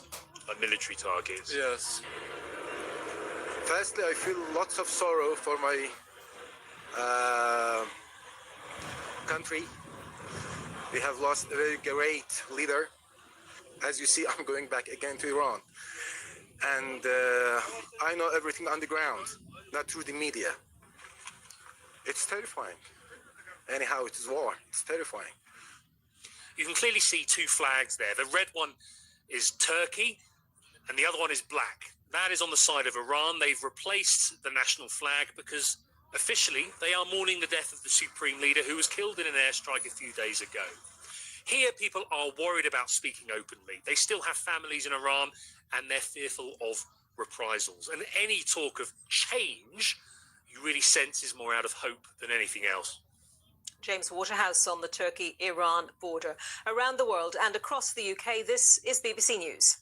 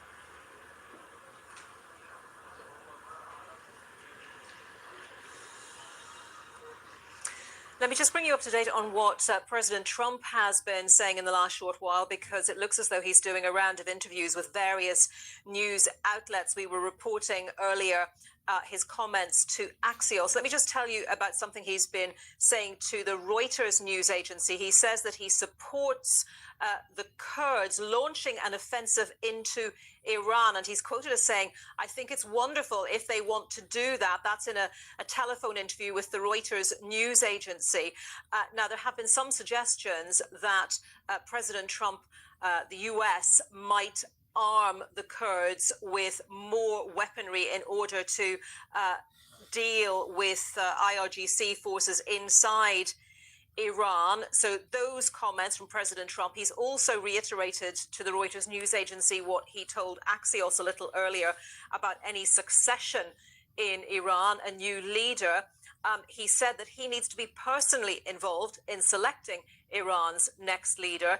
And he also said that Mojtaba Khamenei is the most likely successor. That is the second son of the late Ayatollah Ali Khamenei, but President Trump saying that outcome is unacceptable. We know that the late Ayatollah had not been keen on a hereditary succession, but in the circumstances, it has been thought that the IRGC, the Revolutionary Guard in particular, were keen for some continuity and to appoint the late Ayatollah's second son as his successor. Now, an oil tanker has been attacked off the coast of Kuwait, underlining the threat to commercial shipping in the Gulf region due to the US-Israel war with Iran. The incident highlights the difficulty President Trump will face in executing his plan to get tankers moving through the Strait of Hormuz in order to supply global energy markets. Ben Shu from BBC Verify has this report. An oil tanker called the Sunamgol Namib was attacked while at anchor southeast of Kuwait at 22:40 on the 4th of March. And one report from the ship's crew references a small craft seen leaving the vicinity. Separately, Iran's IRIB News reported an oil tanker was struck early on Thursday by the Islamic Revolutionary Guards Corps Navy, although it didn't identify the vessel. And we haven't yet been able to independently verify this. But what we can say is that maritime traffic through the Strait of Hormuz, the route this tanker would have taken, has dropped dramatically since the weekend and is still minimal due to the threat of attacks on commercial shipping. And remember, this narrow waterway is the exit point for a fifth of the world's supplies of oil and natural gas. Now, Donald Trump on the 4th of March said on social media he had a plan to unblock the Strait of Hormuz for energy flows. And he referenced organising ship insurance underwritten by the US government and, if necessary, a US naval escort for tankers. But the insurance industry says the main obstacle is not a lack of insurance, but ship owners' concerns about their ships potentially getting hit and their crews being killed. One insurance boss told us that irrespective of whether insurance is provided by the market or the US government, ship owners will probably hold back from making trips through high-risk areas until there's some evidence of a cessation or substantial reduction of hostilities. So what about US naval escorts to deal with that security issue? There was a US naval escort for tankers in the 1980s during the Iran-Iraq war called Operation Earnest Will. But experts consulted by Verify told us that the circumstances today are very different. First, because the US is directly involved in this conflict this time and currently using its ships to defend its own military assets. So there's a question about the availability of vessels for escorting tankers. Second, because the main challenge is not defense against the Iranian Navy, but against Iranian drones and small, fast boats, which it's possible were responsible for the hit on the tanker off Kuwait, although to stress, we've not independently verified this yet. An expert from the US Center for Naval Analysis told us that the president's tanker escort plan was not impossible, but stressed it would likely take many days for the US military to sufficiently clear out Iranian land infrastructure, which could facilitate these sort of drone or fast boat attacks on shipping. And the professor of war studies told us it's comparatively easy for the Iranians to keep the straits dangerous for a good while. Time, though, is of the essence. Economic and energy industry analysts say the longer energy supplies do not pass through the Hormuz Strait, the higher we can expect global oil and natural gas prices to go. Ben Shu there from BBC Verify. Now, the attack on Iran began without any authorization from the US Congress and has sparked a debate about whether the action was legal under international law. The United Nations says countries should not use force against another country except in self-defense or if action has been authorized by the UN itself. Well, with me now is Susan Bro. She's a professor of international law and a senior associate research fellow at the Institute of Advanced Legal Studies. Welcome to the program. Thank you. So in your view, is this action, this war, legal? No, in my view, I'm afraid I don't think it's legal at all. Under the UN Charter, as you just talked about, the only grounds would have been self-defense because there was obviously not an authorizing Security Council resolution. The concept of self-defense in customary international law is controversial. What does imminent risk mean? What does a threat mean? But in my view, there's no evidence being offered at all that Iran posed an imminent threat to either the United States or Israel. Define imminent. Well, this is the problem. Imminent is defined in an 1837 Caroline case, and it says leaving no choice of means. In other words, my view of imminence is the troops have to be massed on the border. The attack is just about, the button is just about to be pushed. That's imminent. It has to be immediate. No other choice, no negotiation. And the thing that makes this even worse is that they were in the middle of negotiations. So in other words, they were negotiating. And the US, though, says that the Iranians were stringing them along. Well, that might indeed have been the case, but we also heard the arbitrator say that they thought there was some significant progress being made. But in any event, there has to have been an absolute peril of an armed attack being launched by Iran against either of those two nations. Is that 1837, I think you said, law? Yes, the Caroline case, yes. Is that fit for purpose in 2026? I still think it is. I think it was very pertinent then, and it's very pertinent now. It is controversial. Self-defense, there are lawyers, by the way, international lawyers, who argue you shouldn't defend unless there's been an actual attack. I don't share that view because in an age of ballistic missiles and nuclear weapons, if you know something's pointed at you and you can take it out, for sure you would do it if there was an imminent attack. But in this case, the U.S. hasn't even put forward that view. They haven't even said we have intelligence that in such and such an hour they were going to launch an attack. Unfortunately, since I'm saying this, they will probably find some intelligence, but there isn't any that has been used to justify this action. And they're not really even trying to do that. Would it make a difference if the U.S. Senate approved this? We know that the U.S. Congress, I beg your pardon, the Senate yesterday decided to support President Trump. Yes. And the House of Representatives is discussing this kind of war powers resolution today and will vote on it later. And it's likely to go along party lines again, isn't it? Yes. Would it have made a difference from a legal perspective if Congress was giving its approval to the president? Only if evidence had been put before Congress of this imminent threat. If there had been some evidence that had been put forward to either normally there's evidence put forward in a letter to the Security Council, for example. You inform the Security Council. There has been an example in 1967. Some people cite with approval Israel's going against the Middle Eastern powers in 1967 because Egyptian tanks were literally massed on their border. But so it might have helped, but it doesn't influence international law. Is international law under attack right now, under pressure? Yes, it's under significant pressure. I don't think any international lawyer can deny, particularly the international law on the use of force, or the jus ad bellum, is under a particular attack. I viewed it, I said today... Tell us what that Latin phrase means. Yes, that's the lawfulness of resort to force. Jus ad bellum. Jus in bello is international humanitarian law, the law in the war. But the lawfulness of resort to force is under attack. It has been 2003 Iraq, the Russian invasion of Ukraine. This isn't the first time. There's been a number of attacks on the collective security system, which is what I call it, the United Nations system. But this is fundamental. And I said today we're entering an age of anarchy. Well, what about this might versus right argument? Because we have heard Iranian people briefly saying that they actually want the regime in Iran to be overthrown, that they want the opportunity to have a new system, a new way of life. So might versus right? Yes, and to a certain extent, my former foreign minister, Chrystia Freeland, said that today. She was interviewed and she said, I'm not crying over the death of the Ayatollah. None of us. There was a massive and problematic abuse of human rights that took place just the last few weeks. And had we had a functioning international system, we could have had a Security Council. We are out of time, Professor Susan Broe. Thank you very much for joining us on BBC News.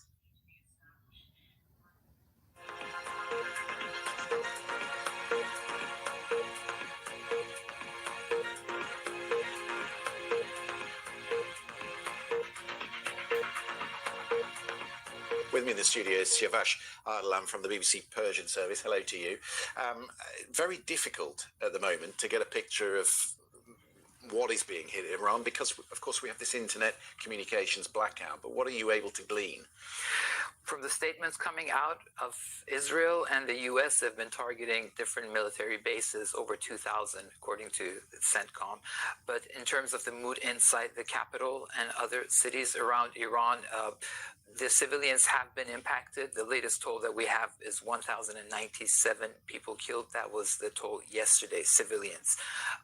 But nevertheless, a lot of people feel that these are precision hits, so it will not impact them. So unlike the 12-day war, a lot of people in the capital haven't fled. But in other cities where you have military installations, military bases, or they're industrial hubs for military production and maritime centers, like in the southern coastal cities of Iran, the local communities have just deserted the town, because whatever, explosions that take place around them will, impact them as well. Yeah, for people who obviously are following events closely in Iran from the diaspora, they presumably have lots of questions for you. And just for our viewers, how many people tune in to BBC Persian, and what sort of two-way conversation is there in your newsroom at the moment? It's very difficult to gauge the ratings or TV ratings, because we're really focused on Iran itself, and it's very difficult to say how many people are watching BBC at the time. We have a huge Instagram following, over 20 million Instagram followers, and that's the main means of communication among Iranians. That's the main platform that they use. But there are also close to 7 to 8 million people in the diaspora, and they watch BBC. And we don't have exact figures, but they obviously follow the news, and they present us sometimes with questions as to what's going on in particular local communities inside Iran to which they belong, or their parents belong, wanting to see how things are developing there. Just this morning, you get a sense of how chaotic it is, and maybe chaos is the strategy for the IRGC, the Iranian military. They've fired at Azerbaijan this morning, at the UAE, at Doha, another warning in Cyprus today. There's a report of a missile going into Turkey, with whom they've had an accommodation of late. Who is in charge of this? Or do you think actually that it's so chaotic because no one is in charge of it? Or maybe it's that they've institutionalized a very, very decentralized command system now in anticipation of this attack. They've had a year to prepare for this. So according to one Iranian official yesterday, we have 3 or 4 layers of succession for every single military commander that we have. They've delegated a lot of the powers and authorities to mayors and different local communities to, in coordination with the IRGC's local areas, to respond militarily. So even if the central government collapses in Tehran, which it seems unlikely at the moment, still it doesn't mean that the regime has collapsed. So we might get into the territory where we just ask, what does regime change even mean?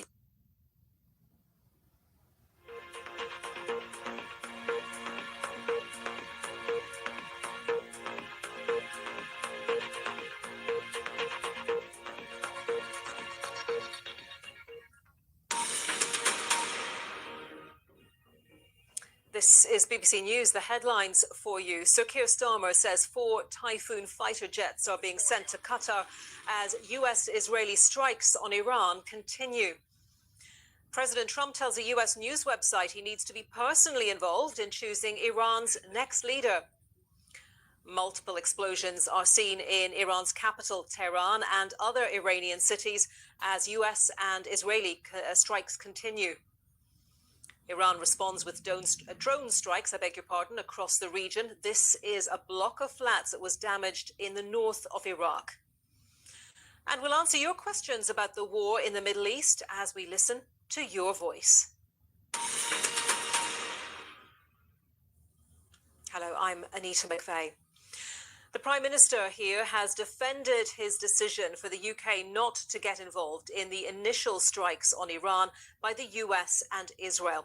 At a news conference in Downing Street, Sir Keir Starmer also said the UK would send 4 additional Typhoon jets to Qatar and Wildcat helicopters to Cyprus to strengthen defences in the region. And UK Defence Secretary John Healey has met his counterpart in Cyprus after criticism over the UK's response to drone attacks on the RAF base on the island. Well, let's speak now to Matthew Saville, who's the Director of Military Sciences at the Royal United Services Institute. Matthew, welcome to the programme. And RUSI, of course, is a defence and security think tank. Matthew, what impact do you think those Wildcat helicopters, those 4 Typhoon jets, will have in terms of bolstering defence around Cyprus and the wider region?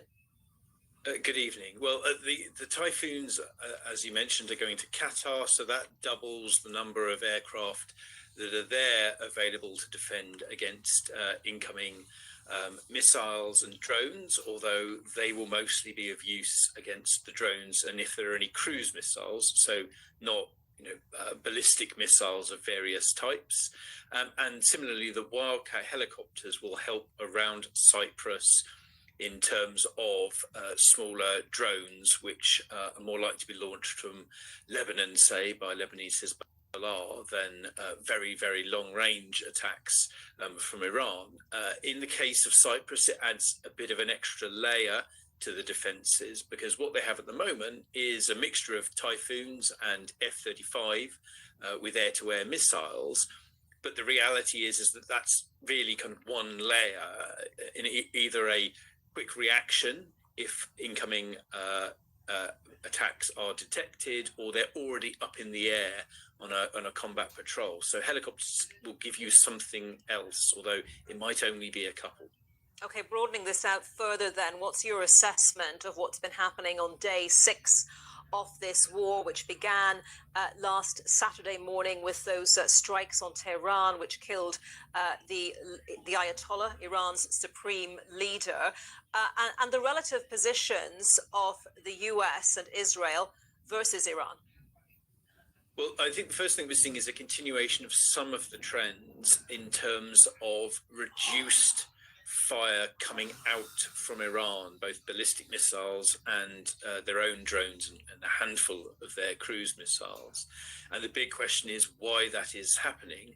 There certainly seems to be an element of the Israeli and US air forces having gained such air superiority that they're now able to loiter, including with Reaper drones, over Iran, spot missile launchers when they emerge, and then destroy them, which means the Iranians are struggling with that as a bottleneck in their outgoing fire. There might be an element that they are husbanding, preserving some of the ballistic missiles and instead using Shahed and other cheaper weapons to reduce regional air defenses, and then they're going to attack with the ballistic missiles. But that would be a somewhat risky strategy given the damage that they are taking in the meantime. We've been reporting in the last short while that President Trump has been telling a news website, the Reuters news website, that he supports the Kurds launching an offensive into Iran. The quote is, "I think it's wonderful if they want to do that." And there have been reports that the CIA is working to arm Kurds in the north of the country. What impact could that have? Hard to know.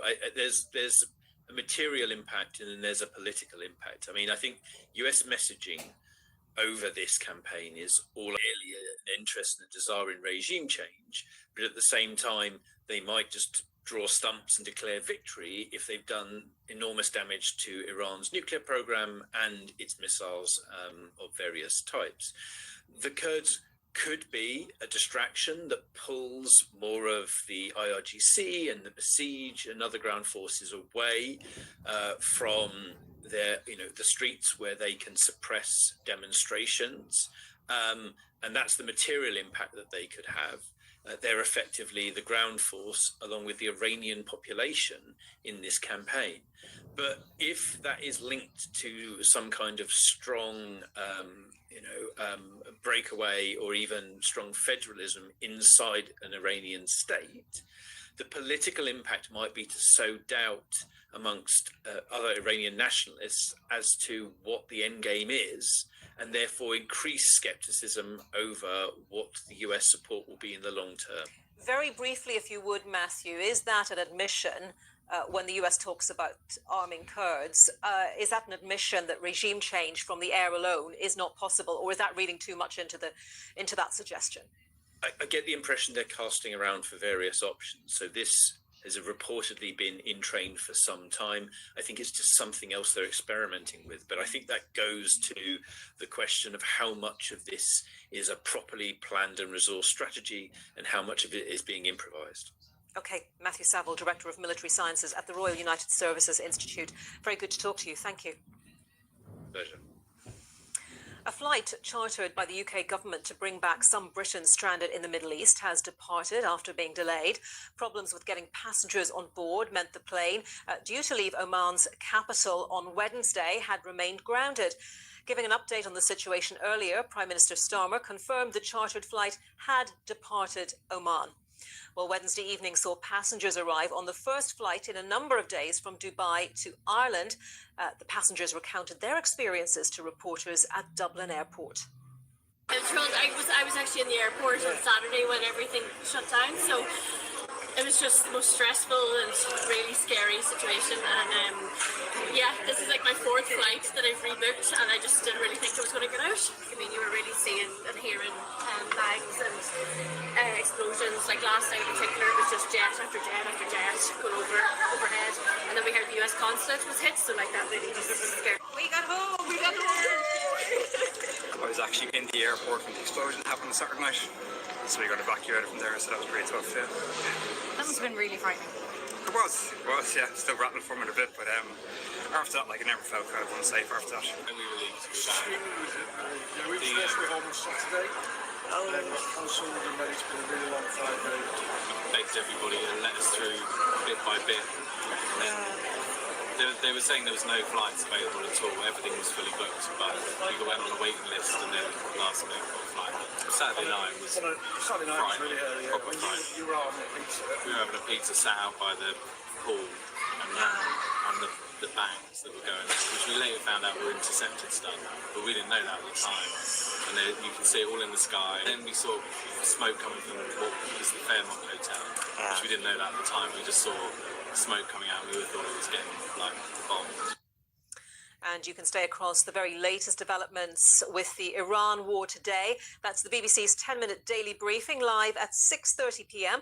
on the news channel, on iPlayer, Sounds, YouTube and TikTok. But for now, it's time for your voice.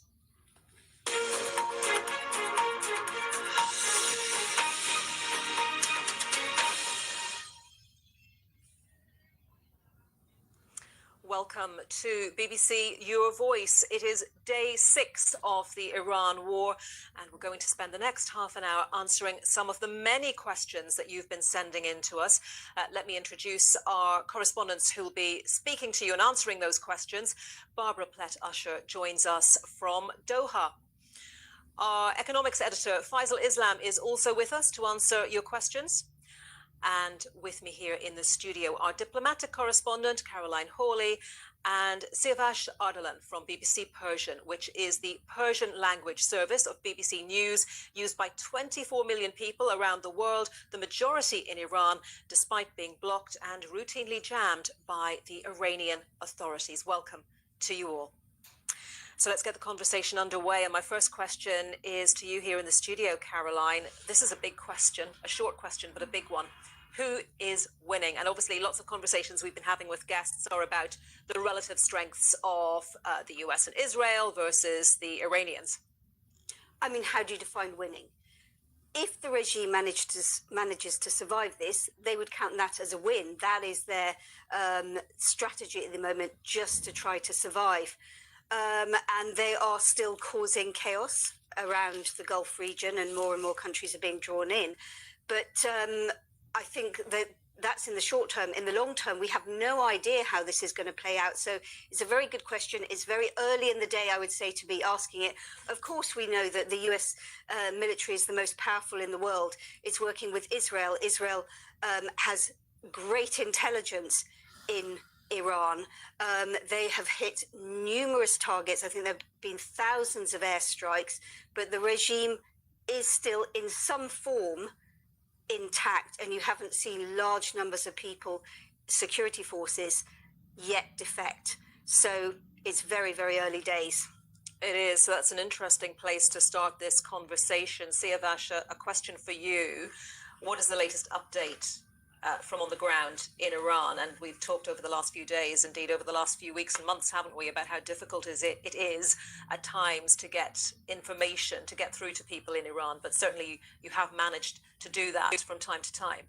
We do get messages, we do get these human stories of how people have been impacted by these attacks. In terms of the attacks themselves, you can read the statements from IDF and from CENTCOM, waves of strikes on the Iranian capital and other cities that have military bases and installations. And depending on how concentrated those military installations are in these urban areas, it's impacted the population proportionately. For example, in the capital, Tehran, of 10 million people, there's been constant attacks. Just a few hours ago, we had a wave of Israeli attacks again. In other places, for example, the southern coastal towns, I can name Bushehr, for example, or Bandar Abbas, which hold huge naval assets. It's a maritime center for Iran with a navy fleet. They have been attacked non-stop, so the local community has completely deserted those small towns. Elsewhere, it might be more quiet, again, depending on where the concentrations of those attacks are. So we keep getting messages from these different places in Iran, because as you know, Iran is a vast country, and region to region, the people's reality is different. I know we have some questions coming up on Iran's military assets. We'll come back to that in a few minutes, Siavash. But let's go to Doha now and speak to Barbara Plett-Usher. And the question for you, Barbara, is why is Iran attacking other countries? It's a good question. Iran says that it is attacking the military bases of its enemies in the region that are being used to attack it, including the U.S. and Israel. And this is why it is attacking the Gulf states, because they all host U.S. military bases. But all of them, the Arab countries here, before the war, made absolutely clear that they were not going to allow their airspace and their territory to be used for the U.S. to attack. And also, the targets are not just U.S. military ones. There's been airports attacked, residential buildings have burst into flames, civilian infrastructure, energy infrastructure. So analysts believe that the strategy really is to bombard the Gulf and try to sow chaos, create economic destruction, or I should say destabilization, and really just increase the cost of this war for the Arab countries, even though it isn't their war, but they are close allies to the United States, and the aim would be to get them to pressure the U.S. to stop the war. That seems to be the strategy, but it is a good question about why they are attacking countries that are not actually involved in the war.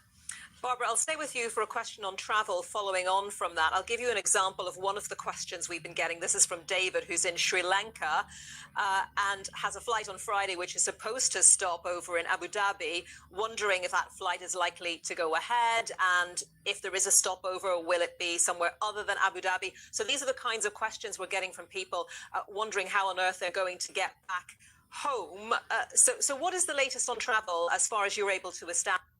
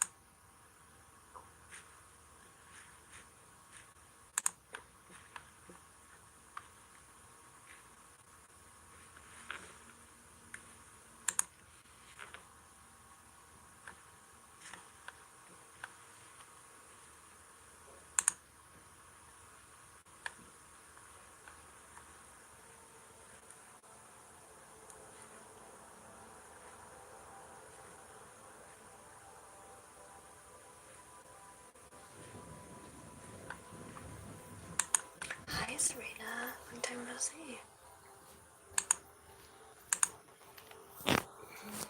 سلام حوات بي بي سي ودينا نفسنا هن توديون لا أبتخال زينا قنا لنا أخلفكم من دولة تكاتلوها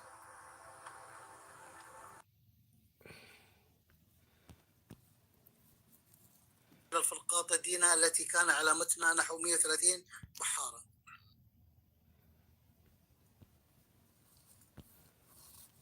And even suggested that the US President Donald Trump should negotiate with Iran to help to end the conflict in the Middle East. Well, I'm delighted now to speak with the former US Navy officer, and that is Rear Admiral Mike Hewitt. Rear Admiral Hewitt, it's a pleasure, as always, to have your esteemed company and your expertise on this channel. Could I ask you, from a specific naval perspective, we've seen some astonishing pictures of US submarines blowing Iranian ships to Kingdom Come, sending almost the entire Iranian fleet to the bottom of the sea. And meanwhile, we have the Royal Navy unable to get a single craft into the Mediterranean. The incredible, I think, embarrassing sight of HMS Dragon still off the coast of Portsmouth. From a perspective of an American naval commander, how embarrassing has it been to watch Britain's performance? Well, I don't want to call it embarrassing. I have worked side by side with the Royal Navy, the RAF, going back to the Cold War days. They're some of the finest fighting forces anywhere in the world. The problem is the government hasn't resourced their ability to project power or do the things that are necessary. And it is somewhat embarrassing that you're under direct attack in the Eastern Mediterranean and you can't even get a ship underway to protect your forces there.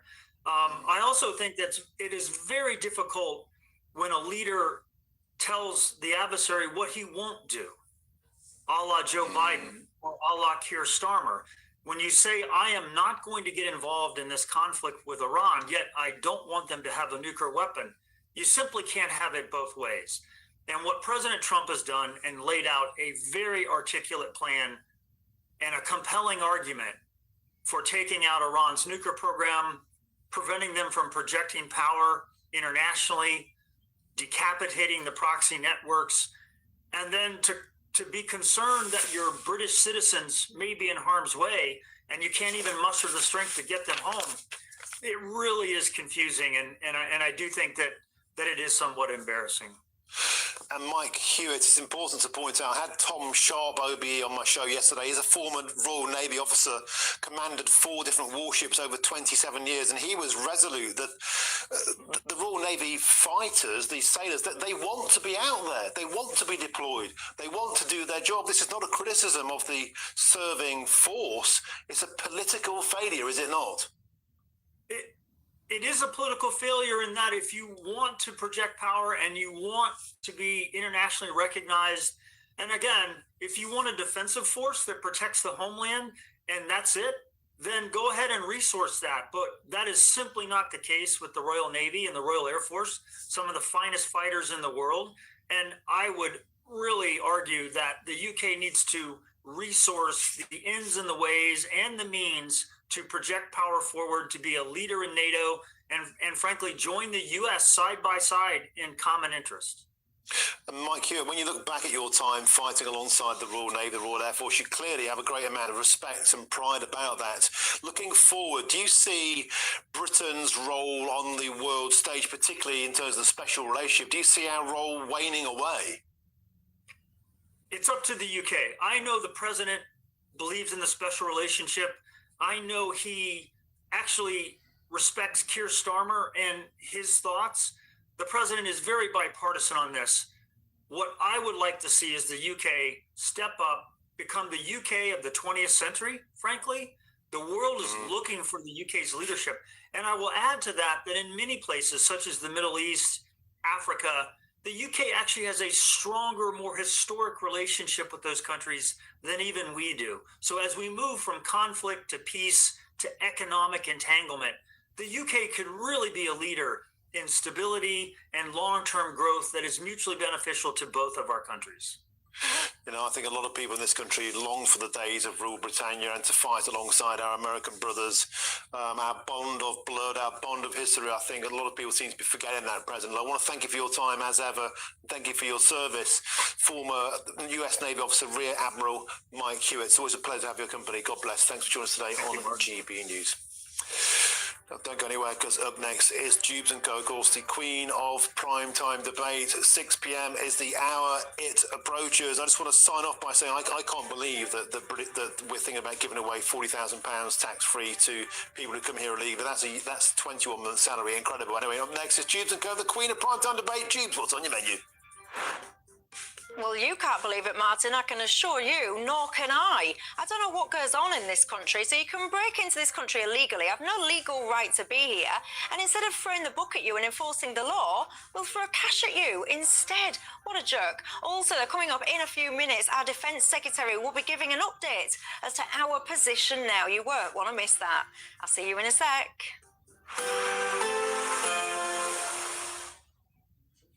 Today, clouds overhead, total zen within.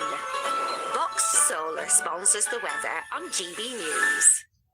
Hello again, this is your latest GB News weather update from the Met Office. As we go through the rest of the week, many of us will see a bit of rain, but there will also be some sunshine around. Worth noting, temperatures are going to be a bit lower than they have been of late. That's because there's colder air coming in behind this frontal system that's currently making its way southeastwards across the UK. So it's already brought a fair amount of rain across Scotland and Northern Ireland today, and it's going to bring a little bit more for a while, but then it pushes into England and Wales as we go through this evening and overnight. Actually, across some parts of the central southeastern areas of England, it's going to stay dry. There will be some clear skies, but towards the northwest, we'll have lots of clear skies following in behind the front, and it's here where we're going to see the lowest temperatures could drop several degrees below freezing in some places, so a fair bit of frost around for some of us. That does mean then across much of northern and western Scotland, we start the day tomorrow on a bright but chilly note. There will be that frost around, maybe a few icy patches as well. Similar across much of Northern Ireland. Eastern and southern Scotland, a bit cloudier. Most of the rain will have cleared by around 7 or 8 o'clock, but across northern England, it's a wet start to the day. Some hill snow likely over the higher ground, and across much of England, it is going to be quite cloudy. Also across Wales, with a few outbreaks of rain. Now, that band of rain that's edging its way southeastwards through tonight, that actually clears away towards the North Sea, but that's not the end of the wet weather, because we have another system coming up from the south, so we are going to see rain spilling across initially southern areas, then into more central parts. With all that then, that colder air coming in, temperatures for most are going to be down a fair few degrees compared to today, particularly towards the southeast, but we may just about get into the mid-teens. Staying with a bit of a northwest-southeast split as we go through tomorrow evening, clearest towards the north and west. More often cloudy weather to come as we go through this weekend. There will be a bit of sunshine, a bit of rain, but often cloudy. Today, clouds overhead, total zen within. Box Solar sponsors the weather on GB News. Thank you, Brittany, for the thousands of you who are becoming friends of GB News every week. You're not only watching and listening to our programmes, you're becoming part of them too.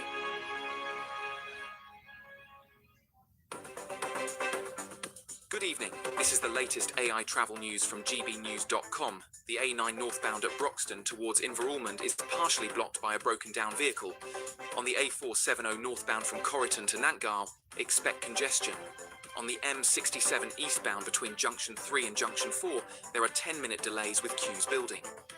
The A446 northbound at the junction with the A452 is also running 10 minutes slow. Bedfordshire's M1 southbound between Junction 13 and Junction 12 has a crash closing 2 lanes. And on the trains, no Elizabeth Line or Greater Anglia services run between Stratford and Shenfield. For more travel news, go to gbnews.com. A camper van and cash could be yours in our very latest Great British Giveaway. You could be driving away in this brand new Benavan 122. This 2026 model, worth over £67,000, comes with all of the mod cons you'd expect. And that's not all, as you'll also get an incredible £25,000 in tax-free cash to boost your bank account this year. For a chance to win a camper van and cash, text prize to 63225. One entry costs £2.50 plus one standard network rate message, or text bonus to 63225. 5 entries cost £5 plus one standard network rate message. Go to gbnews.com/win. Entry starts at £2.50. Call 0903 686 3232. Calls cost £2.50 plus your network access charge, or post your name and number to GB20 PO Box 8690 Derby DE1 9TT. Entrance must be 18 or over. Lines close at 4 p.m. on the 1st of May. Please check the closing time if listening or watching on demand. Westminster, the ultimate clique. And you're fighting like rats in a sack. But here on the Camilla Tominey Show, we ask the questions the establishment media is too scared to ask. Okay, let me ask you a straight question, because I know you're a straight-talking politician. Whether it's net zero, illegal immigration, or law and order, nothing is off limits. You have the power then. Yeah, as I And say, now you've lost it. That's the Camilla Tominey Show, a politics show that's fearless. But no, let me finish my question if you don't mind, because it is my show. Sundays at 9:30, only on GB News, the People's Channel, Britain's news channel.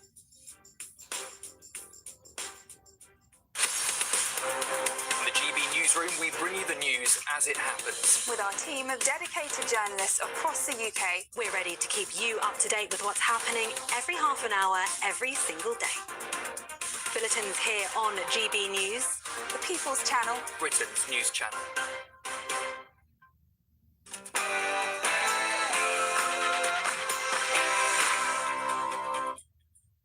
Hello there, it's 6 o'clock. I'm Michelle Dewberry, and this is Jubes & Co. Coming up tonight, of course, we are on day 6 now of Epic Fury, and in just a few minutes' time, our Defence Secretary will be providing us with an update. we must restore fairness to our migration system. Well, that was our Home Secretary today announcing tough new plans when it comes to immigration. But hold on a second. If you want to start focusing on fairness, have you seen this plan then? To give people, asylum seekers who have entered this country illegally, have been deemed to have no legal right to be here, but are refusing to leave, one would imagine that you'd enforce the law against these people. But oh no, we are now going to be offering them up to £40,000 to leave the country by choice. How is that fair? Also, there's calls now for Ed Miliband to reopen the North Sea to extract our own fossil fuels and help prevent an energy crisis. Should he or not?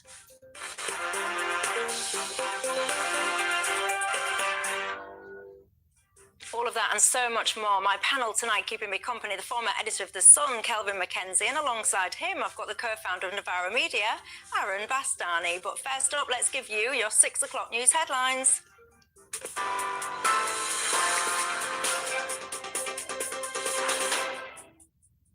Michelle, thank you. The top stories: the Prime Minister has defended the UK's response to the conflict in the Middle East, saying he stands by the decision to not join the initial US-Israeli strikes.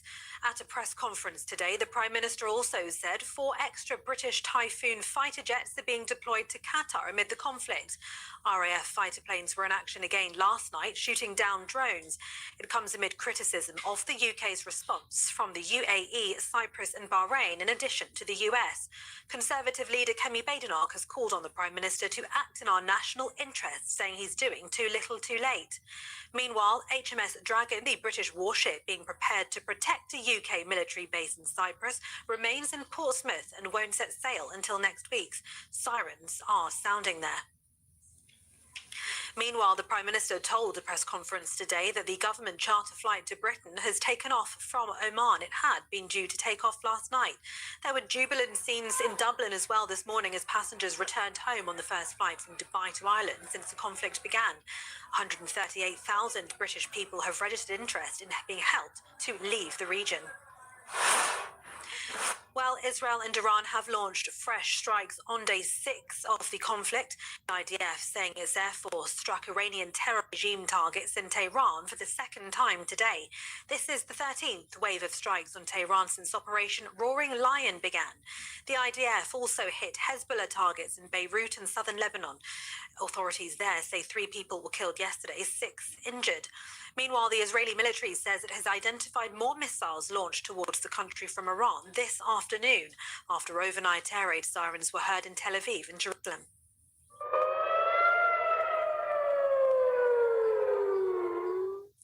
The UAE says it's intercepted 6 Iranian missiles and 131 drones so far today, but 7 projectiles fell inside the country.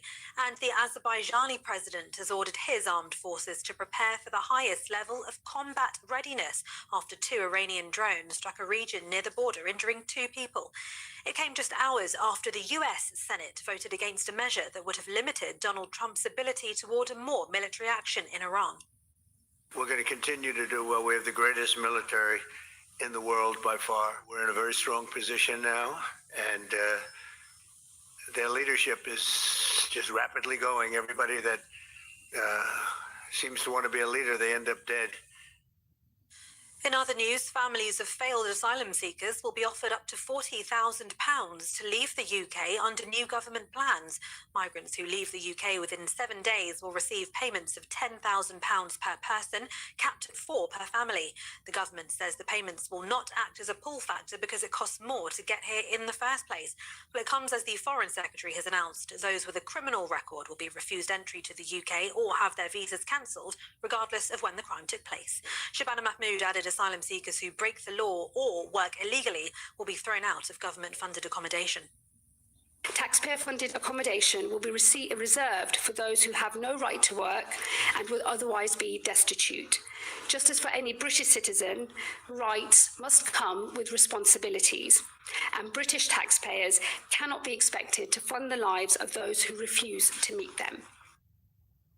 Elsewhere, 3 men, including the husband of a Scottish Labour MP who were arrested on suspicion of spying for China, have been released on bail. David Taylor, who's married to Joni Reid, the member for East Kilbride and Strathaven, was detained on suspicion of assisting a foreign intelligence service and as part of a wider investigation into national security offences related to China. Ms. Reid says she's never seen anything to make her suspect her husband has broken any law. Pop star Britney Spears has been arrested for driving under the influence, which her representatives said could spark a long overdue change in the troubled singer's life. The singer was arrested by the California Highway Patrol around 9:30 last night and released early this morning. The 44-year-old is scheduled to appear in Ventura County Superior Court on the 4th of May. A representative for the star said this was an unfortunate incident that's completely inexcusable. Finally, South East Water is to be fined £22 million over supply failures that impacted over 286,000 people between 2020 and 2023. The water regulator said it was consulting over the fine after homes in Kent and Sussex were hit by multiple interruptions over the years. Ofwat said the company lacked ownership for fixing the root cause and didn't maintain important infrastructure. Those are the latest GB News headlines for now. More news from me in an hour. It's back to Michelle. Take the GB News family with you on any device. As long as you have an internet connection, tune into GB News anywhere on the planet or beyond.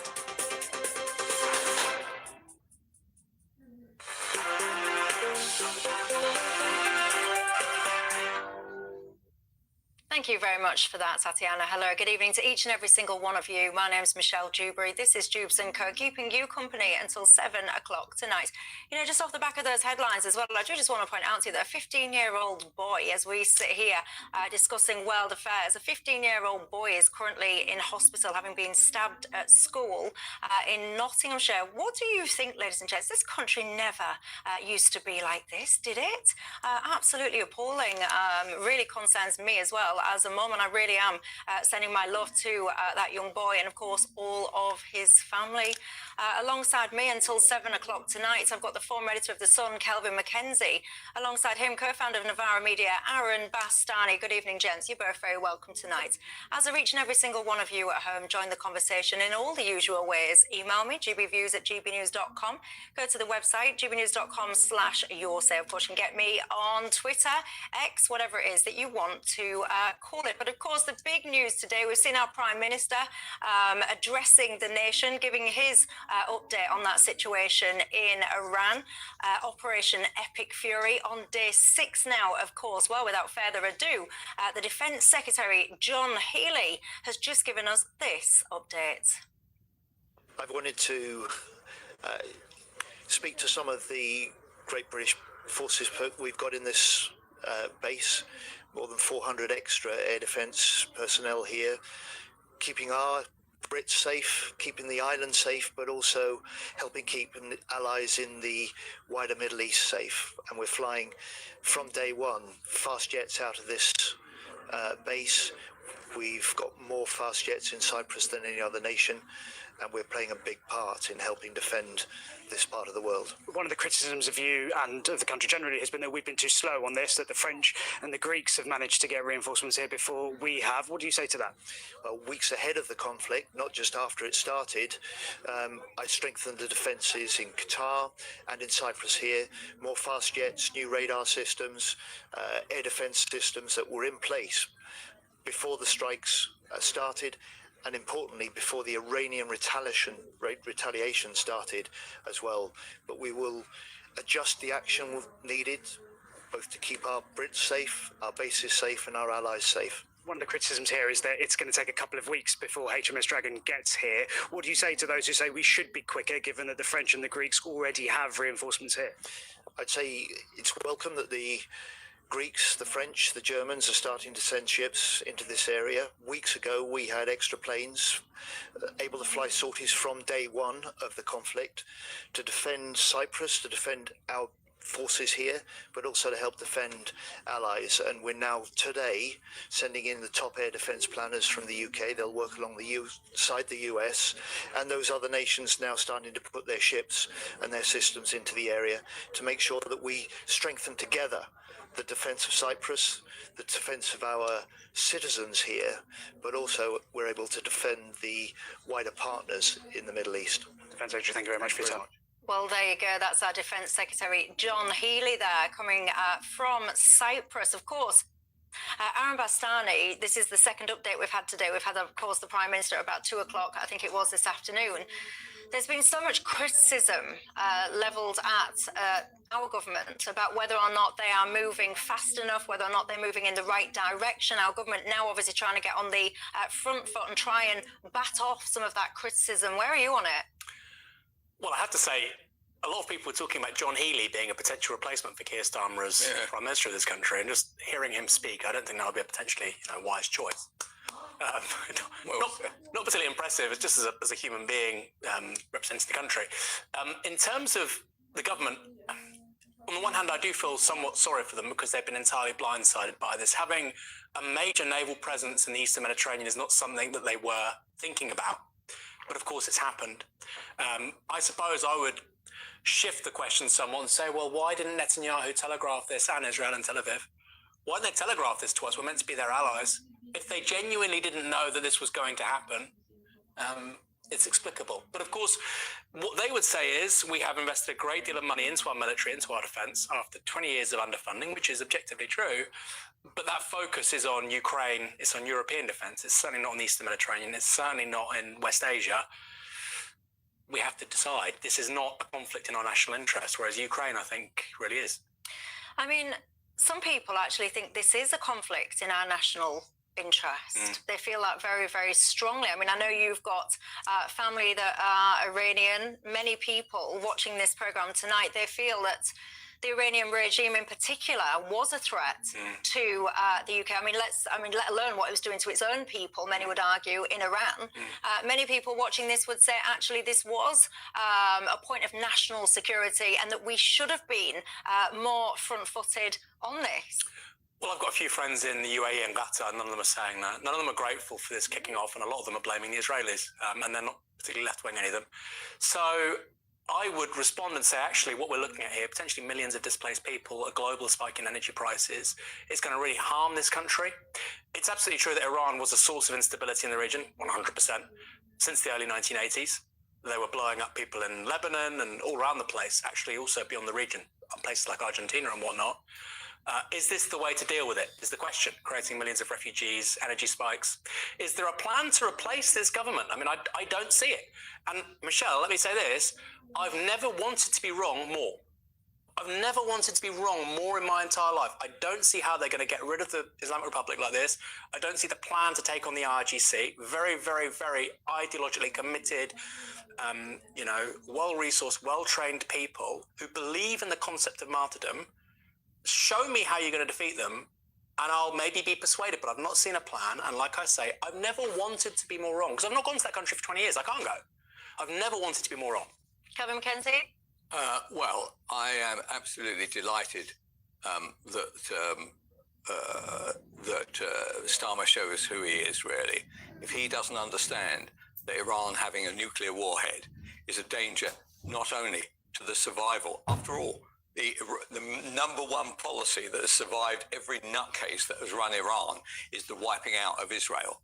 Them having a nuclear warhead, whether they decide, if they dropped it on Israel, that would be the end of Israel, right? It'd probably also be the end of Iran. So there is always that balance.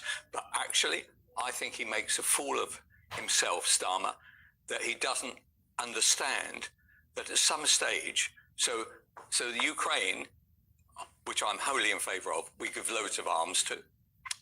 I would like us to give loads of arms to Israel. I feel with 10 million and a democracy against 100 million of a dictatorship and a theocracy, somebody has to say no more. And actually, the other Arab countries, they all hate Iran just the same. There is a little bit of religion involved in that, Sunni and Shia. I totally get that. These people have been killing and killing and killing. There had to be a moment when somebody said no more. So I am grateful to the Israelis. I am grateful to America. And I hope that it doesn't go on for long.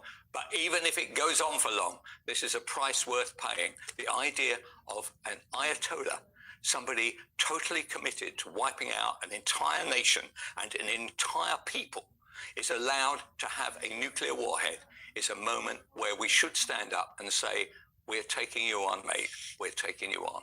And by the way, Healy sitting there having to be flown out there as a PR job because actually a load of welding is going on in your hometown in Portsmouth, I think, right now, in order to get HMS Dragon to go out there to join not only the Greeks and the French, but unbelievably, even the Spanish have managed to send somebody out there, managed to send a warship out there. Honestly, we are made to look absolute idiots. Before you come back on that, shall I just play you a clip of Keir Starmer in his address this afternoon in case you missed it? While the region has been plunged into chaos, my focus is providing calm, level-headed leadership in the national interest.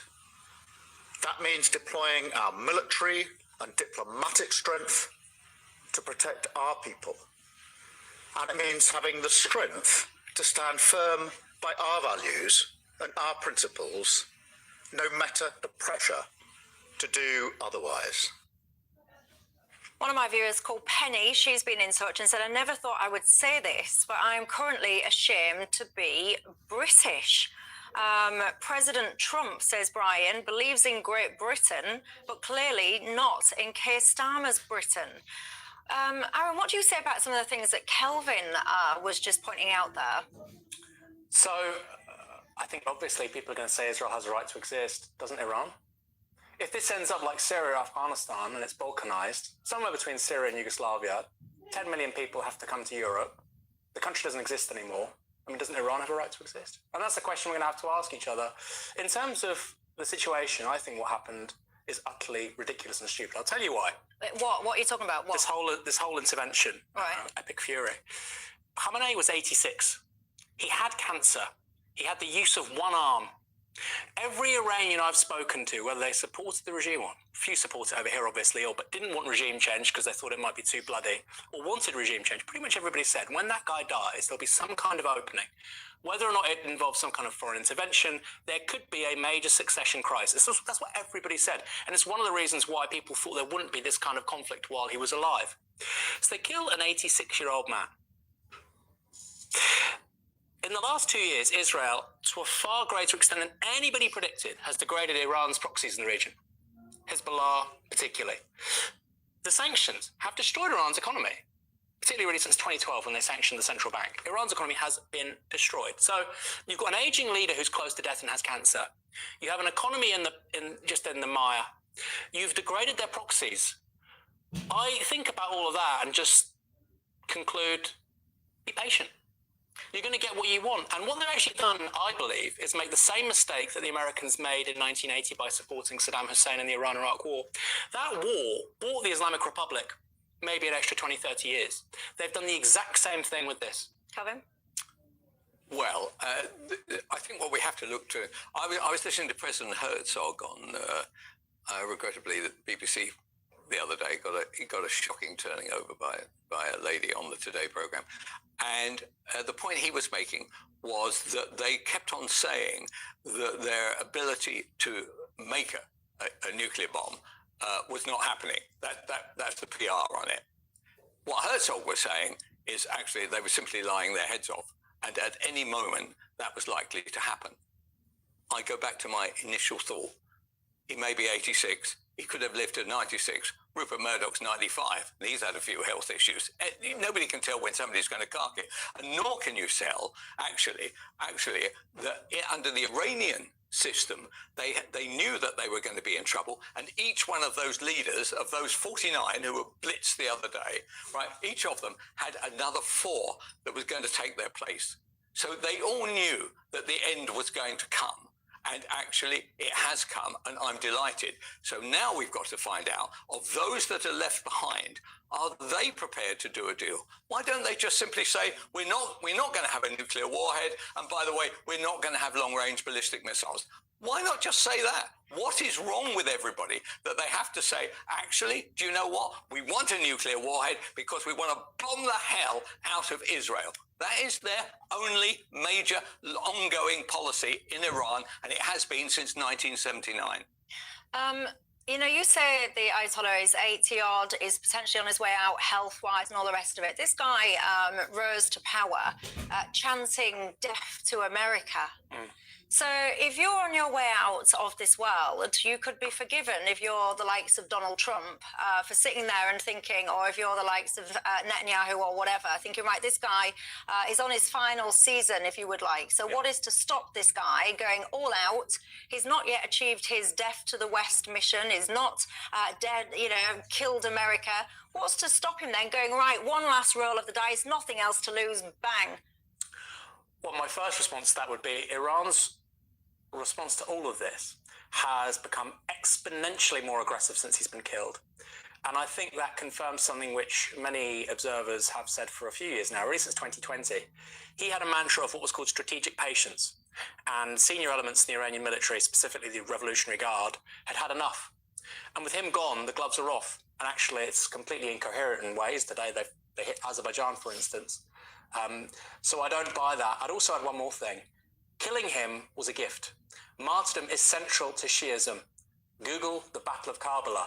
That is the political theology of the Islamic Republic. They have given him a gift. They have given the Islamic Republic a propaganda victory. I think British and European viewers and listeners might not understand that. That is what has happened. This conversation will continue. Of course, the son of that Ayatollah, he's being positioned now as a potential successor. Donald Trump, he's come out and said that Donald Trump wants to be involved in the picking of who should be the next leader of Iran. The conversation will carry on, but I also want to take a look at energy, North Sea in particular, because whether you like this or you don't, whether you agree with these conflicts or you don't, one thing that you cannot avoid is all of us are about to be walloped when it comes to the cost of our bills. We'll look at that and carry on the conversation after the break.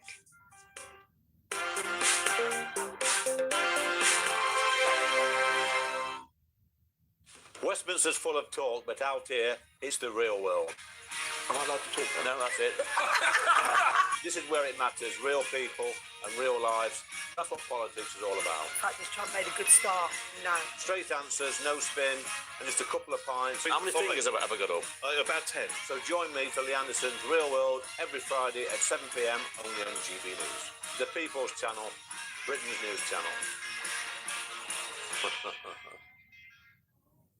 You want to know what's really going on in the corridors of power? Labour don't know what to do with you half the time, and that makes you quite lethal in the chamber. Get behind the headlines with Chopper's political podcast. Join me, Christopher Hope, as I sit down with the great and the good of British politics. We'll see where this ruling takes us. These are the stories shaping our nation. Chopper's political podcast, available now on all platforms. Listen in and stay ahead. Decisions made in Washington aren't just shaping America, they're shaping Britain too. From migration to global security, from crime to health. Whatever happens in the White House today will be felt in your town or city tomorrow. That's why The Late Show is live from Washington, D.C. Cutting through the politics to show you what it all means for Britain. The Late Show live every night at midnight. Only on GB News, Britain's news channel.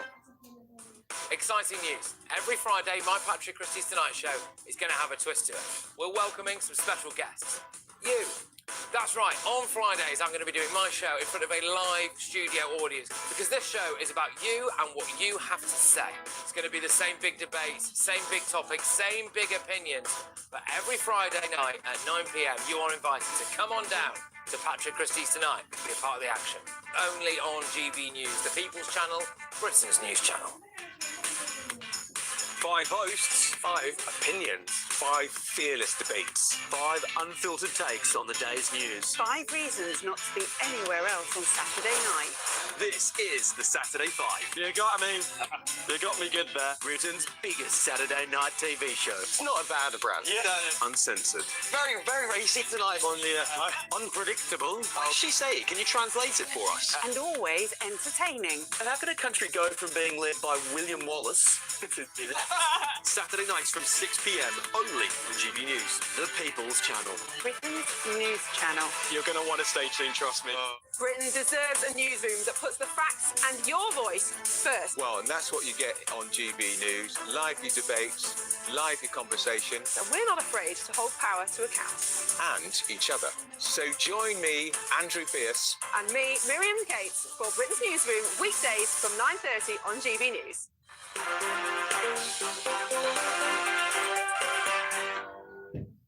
Hello everybody, welcome back to Jubes & Co with me, Michelle Dewberry, Calvin Mackenzie and Aaron Bastani. Paul says, Michelle, I really do wish the UK would join the attack on Iran. He says, we are utterly feeble as a country and our decline is absolutely shocking. Craig says, how anybody could justify doing absolutely nothing about the Ayatollah, he says, is absolutely beyond him. Marilyn says, Michelle, why does everybody keep saying I haven't seen a plan? How stupid are people to think that Donald Trump is going to share his plan with all and sundry, she says.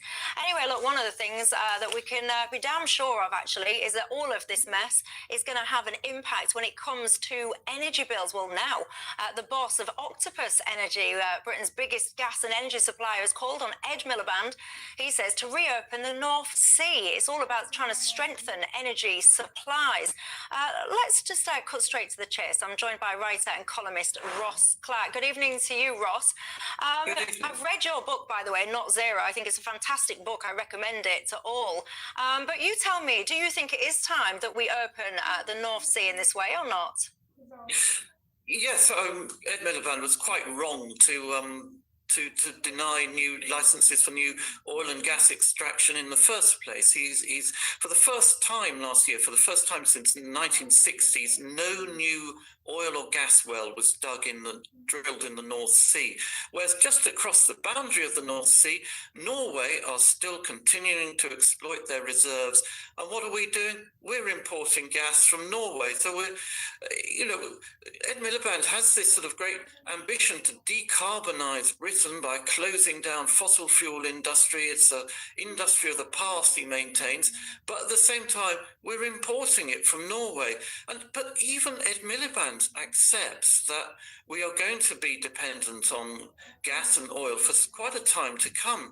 His plan to decarbonise the electricity grid by 2030 involves building a new fleet of gas-powered power stations to keep the lights on when wind and solar energy are very low. So he accepts that we're going to need gas, but he doesn't seem to think that we should produce it.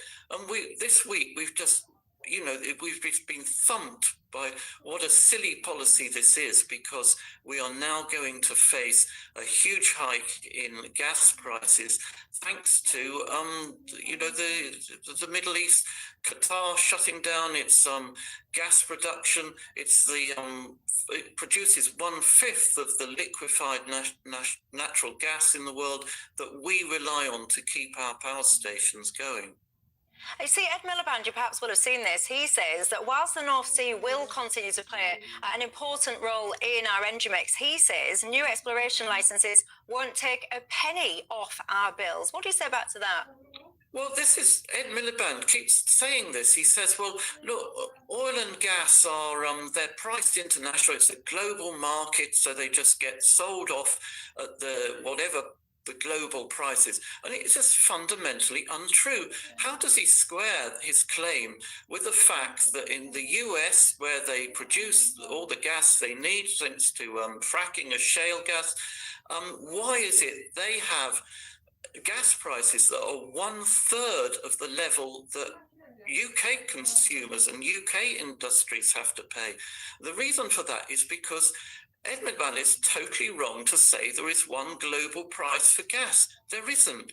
That may be true a bit of oil, but gas being much more difficult to transport, it is priced regionally. There is a very different price in Europe, a much higher price in Europe than there is in the US, because the US produces a lot of gas.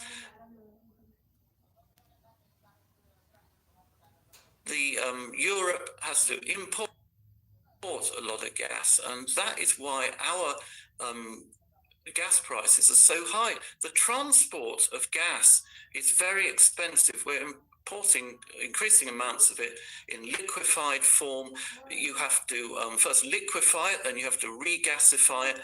That process is very expensive. It consumes about 1/10 of the energy that's contained within the fuel.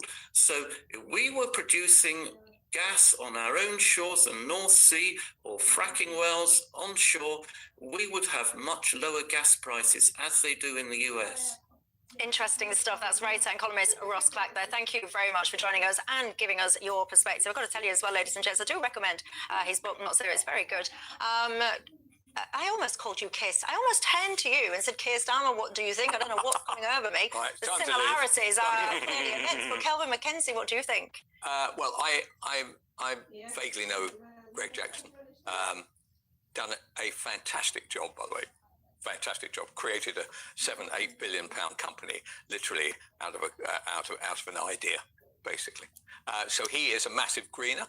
He believes in green energy, and when he says we should open up the North Sea, we should listen to a man who, first of all, believes in green energy, but also accepts, as Ross Clark was saying, that when the wind's not blowing and the sun's not shining, we are going to need heat, and we're going to need electricity, and we're going to need gas. So why? I have no idea why Ed Miliband does this. I have no idea why Starmer agrees with him. The only good news is we're now 2 years into this government, so we've only got 3 more years of this crackpot in power before they get thrown out. So that is the thing that keeps me sane, and that every time I read something which aggravates me in connection with socialism, I say to myself, just calm down.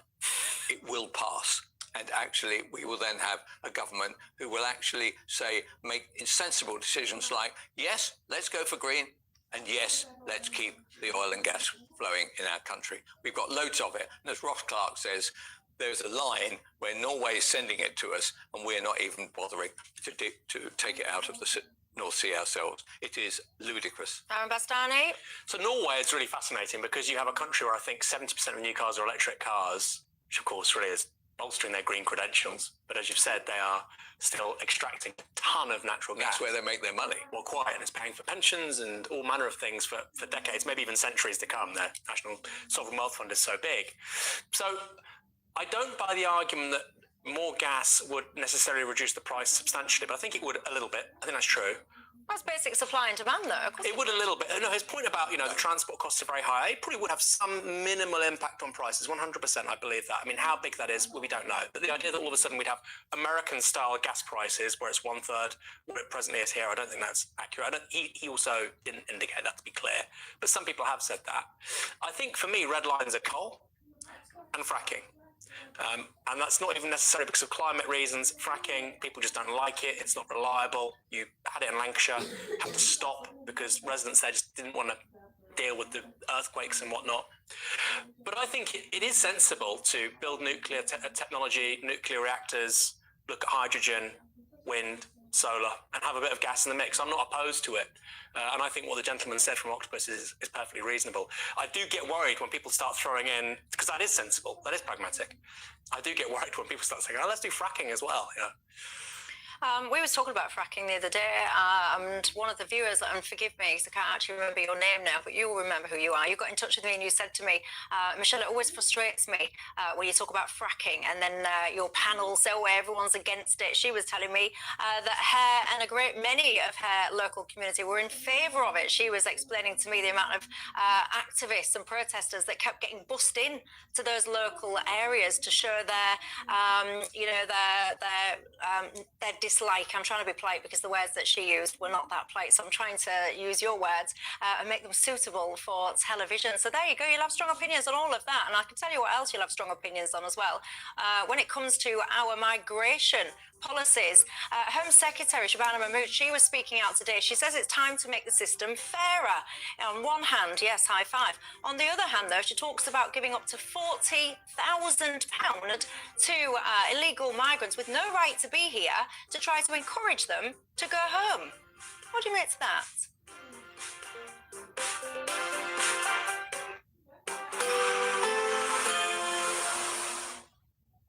Ready to soak up that holiday sunshine? Won't we need some cover? No worries. All sorted. All Clear Travel Insurance sponsors GB News Travel Destinations Forecast. Sunny spells in the Canaries with the chance of 1 or 2 showers. More wet weather to come for Iberia, some heavy rain for Spain and Portugal. Largely fine conditions at the eastern end of the Mediterranean, gentle winds and some spring sunshine for Greece and much of Italy too. Some showers possible in Sicily and Sardinia. There's that heavy rain across Spain and Portugal, although it should be turning a bit drier through Friday in Portugal. The odd shower heading for the Canaries. They'll be clearing away and the showers continue in Barcelona. All Clear Travel Insurance sponsors GB News Travel Destinations Forecast.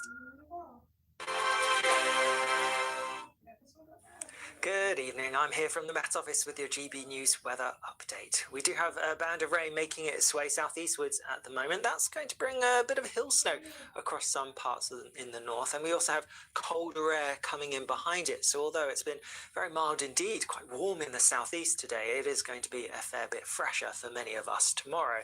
Before that then, it's quite a cloudy, wet night for quite a large chunk of the country, southern and eastern Scotland, many parts of northern England, down the western side of England and Wales as well.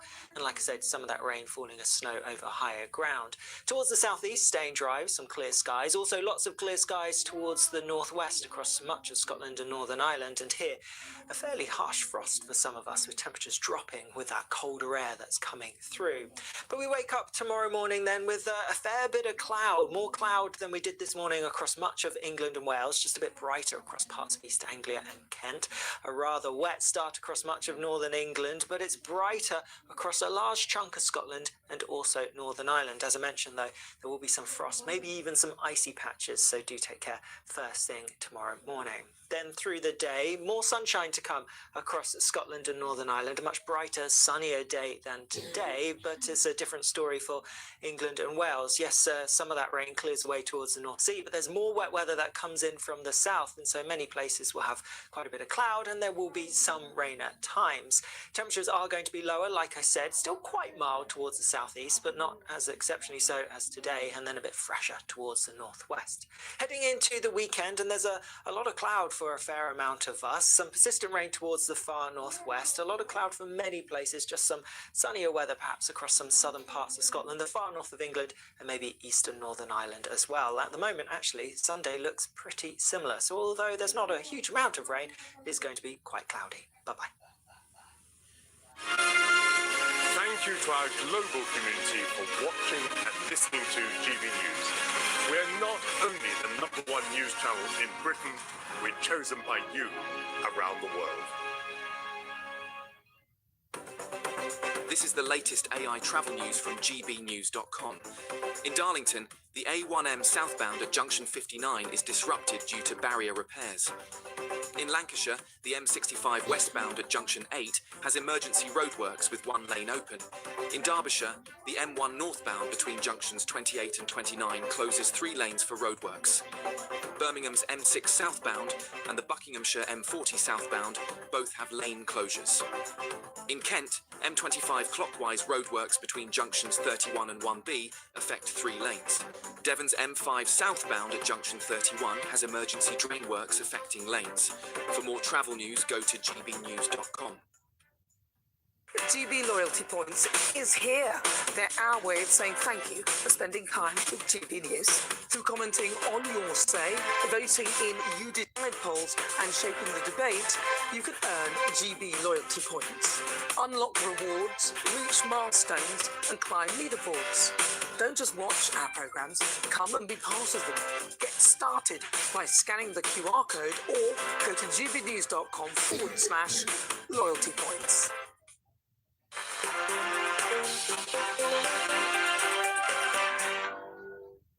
Hello everybody, welcome back to Jubes & Co with me, Michelle Dewberry, alongside me, former editor of The Sun, Kelvin McKenzie, alongside him, the co-founder of Novara Media, Aaron Bastani. Ladies and gents, hot topic of conversation among many of you around your dinner tables, beyond the bars, in the pubs, I hear you. Immigration, particularly when it comes to uncontrolled immigration. Well, anyway, today the Home Secretary, she has been announcing her plans. Now, let's just take a listen to some of what she had to say. Hard-working people across this country engaged in the daily struggle to make ends meet. They see a state that they pay taxes towards, yet it is proving unable to stop a flow of dinghies across the channel. And they see a state that is paying billions towards hotels like the one near them. It doesn't look fair because it's not fair. And it erodes their trust in government. Restoring order and control at our border is not a betrayal of Labour values. It is the necessary condition for a Labour government to achieve anything it hopes to. I thought it was really interesting because she was positioning the Labour Party today. She spoke a lot about returning to what she calls Labour values. She said on the one side, you've got the fantasy of a fairy tale of open borders, Green Zach Polanski. Then she says on the other side, you've got the nightmare of Nigel Farage. She was even talking about things like ethno-nationalism, which I know really upset a lot of people, perhaps some of them watching this programme. I mean, she announced lots of different policies today, in particular one which I shall come on to, which I know many people are talking about, a £40,000 one. But overall, did you like the tone and style of her direction of travel today? Yes, I embraced it because she also has also in another aspect of the policy have said that countries like Afghanistan, Pakistan, etc., who don't take back people that we're kicking out, illegals, won't be allowed to have any visas. The entire country won't be allowed to come here under any circumstances. I enjoyed that. I enjoy what she said. The issue that, so she is an outlier within the Labour government, and she can say this stuff, and actually I believe her. I think she wants this to happen. And she also talks about the fact that migrants are arriving here are not something that Labour will approve of. Well, why don't they do something about it? I mean, the handing out of 40,000 quid, all that will happen now, the way that this will be told to the smuggler community when they go to the migrants is, do you know what? When you go over there, this is costing you $7,500 to go over there with, that's a husband, wife, it's £10,000 a pop. Husband, wife, 2 children. You will land the other side. It's cost you $7,500 to get across there. Actually, you can then start playing the system there, and then they'll give you £40,000 to come out again, and presumably then go and do it again. Look, I believe in Miss Mahmood. I like the way she delivers her arguments. Unfortunately, I don't understand how she's allowed to say these things within a government which has allowed the thick end of 75,000 illegals to come to our country and actually won't do the dangerous and difficult thing, which another party might well do when it comes to power, to actually stop this flow. Until we stop it, how on earth are we going to deal with the outcomes of it all? That is my issue. But as for her and what she's saying, I 100% back her. Well, I can tell you something that many of you weren't back her on. It was this bit, and Kelvin just been mentioning it. Take a listen. This government will now pilot a similar model for families who are failed asylum seekers, a small number of whom will now be offered an increased incentive payment of £10,000 per person and up to a maximum of £40,000 per family.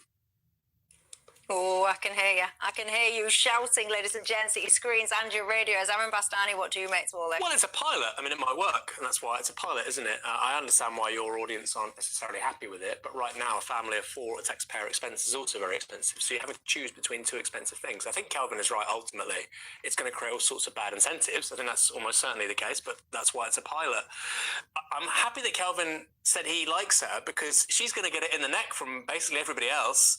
She's going to get it in the neck from lots of your viewers and listeners and other people as well. She's also going to get it in the neck from lots of her colleagues. There were these leaked WhatsApps from I saw that. other MPs like Stella Creasy and whatnot saying, this is not who we are. So I think Labour is in trouble because ultimately it's a coalition of people who really, really want open borders and people who don't. That's the coalition. The good thing with the Greens is you know what they like. The good thing with Reform is you know what they like.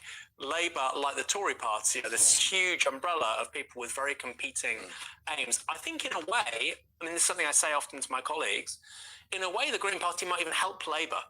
And actually Labour losing voters on this stuff in the short term might hurt them, but in the long term it might help them. You know, there might be a reconfiguration around the different parties on this particular issue. But she is going to get it in the neck, I think, more from her colleagues than from anybody else. I mean, is it within the Labour Party? What percentage? I mean, I'm sure the viewers would like to know. I would certainly like to know what percentage of the Labour Party, of the Labour MPs, the Parliamentary Labour Party, actually believe in open borders. Well, open borders is a. I mean, all right, they don't. Very expensive. They don't object. They don't object to the incoming migration across the channel. What percentage? You know, I wouldn't be able to say. And obviously, you've got lots of new MPs from the northwest of England, northeast, etc. But I would say amongst the London MPs who've been there a while, you know, they strongly disagree with this, and ultimately they're the opinion makers in the party. You might agree with them, you might disagree with them, but it's obviously going to be a problem for Labour keeping their seats outside of the M25. So if Starmer doesn't survive. And I'm not sure whether the war is going to be helpful to him surviving or it's going to be another problem for him. I can't tell, right? Would she survive? No, she's gone. She's gone. I can tell you, so Aaron just referenced some leaked WhatsApp messages. There was the PLP office apparently said, please share the latest from Shabana Mahmood. So the link, basically, to some of these policies. Almost immediately, one MP, Sarah Owen, went back, no thanks, will not be sharing this. Another MP almost immediately, absolutely not. Another one, I won't be sharing it either, and on and on and on it goes. She also, Shabana Mahmood, was referencing safe and legal routes. I want to look at that after the break. I'll see you then. I'm Michelle Dewberry. This is Jubes & Co with you. Hello everyone, Patrick Christie's here at GB News, Britain's news channel. Access the stories that matter to you. Take the GB News family with you on any device, and as long as you have an internet connection. Tune in to GB News anywhere on the planet or beyond.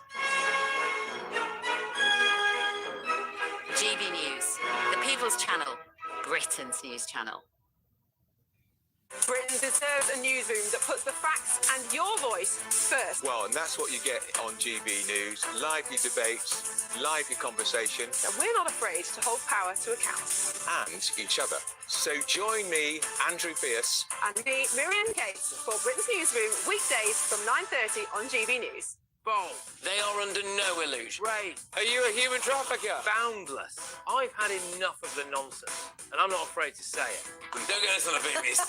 Every weeknight, I tear through the headlines. The smell of gasoline. Should we be worried about it? From Westminster madness to cultural war chaos. What I'm going to do now is they are throwing things up the houses. Get ready, Britain. Here we go. Patrick Christie's tonight, weeknights from 9 p.m. only on GB News, Britain's news channel. At GB News, we love to hear from you, our loyal community. So drop us a line at gbnews.com/yoursay. There, you can talk to each other and also to the presenters live on air. gbnews.com/yoursay, because GB News is your channel, Britain's news channel. Decisions made in Washington aren't just shaping America, they're shaping Britain too. From migration to global security, from crime to health. Whatever happens in the White House today Will be felt in your town or city tomorrow. That's why The Late Show is live from Washington, D.C. Cutting through the politics to show you what it all means for Britain. The Late Show live every night at midnight. Only on GB News. Britain's news channel. Join me, Nana Akweer, for an informative, interactive news programme with a difference. It's fun. Oh no, you didn't say that, Dave. I'm so surprised. I think there's an element of truth to that. Join me from 3 p.m. every weekend, only on GB News, Britain's news channel. Mornings don't have to be tiresome, especially if you have the right company. Wake up to news as it happens, opinion and debate, and of course, a little bit of entertainment too. Because when the kettle's on, we're on. That's Breakfast on GB News, a show worth waking up for. Every morning from 6 a.m. Only on the People's Channel, Britain's news channel. We'll spread the news, you spread the word.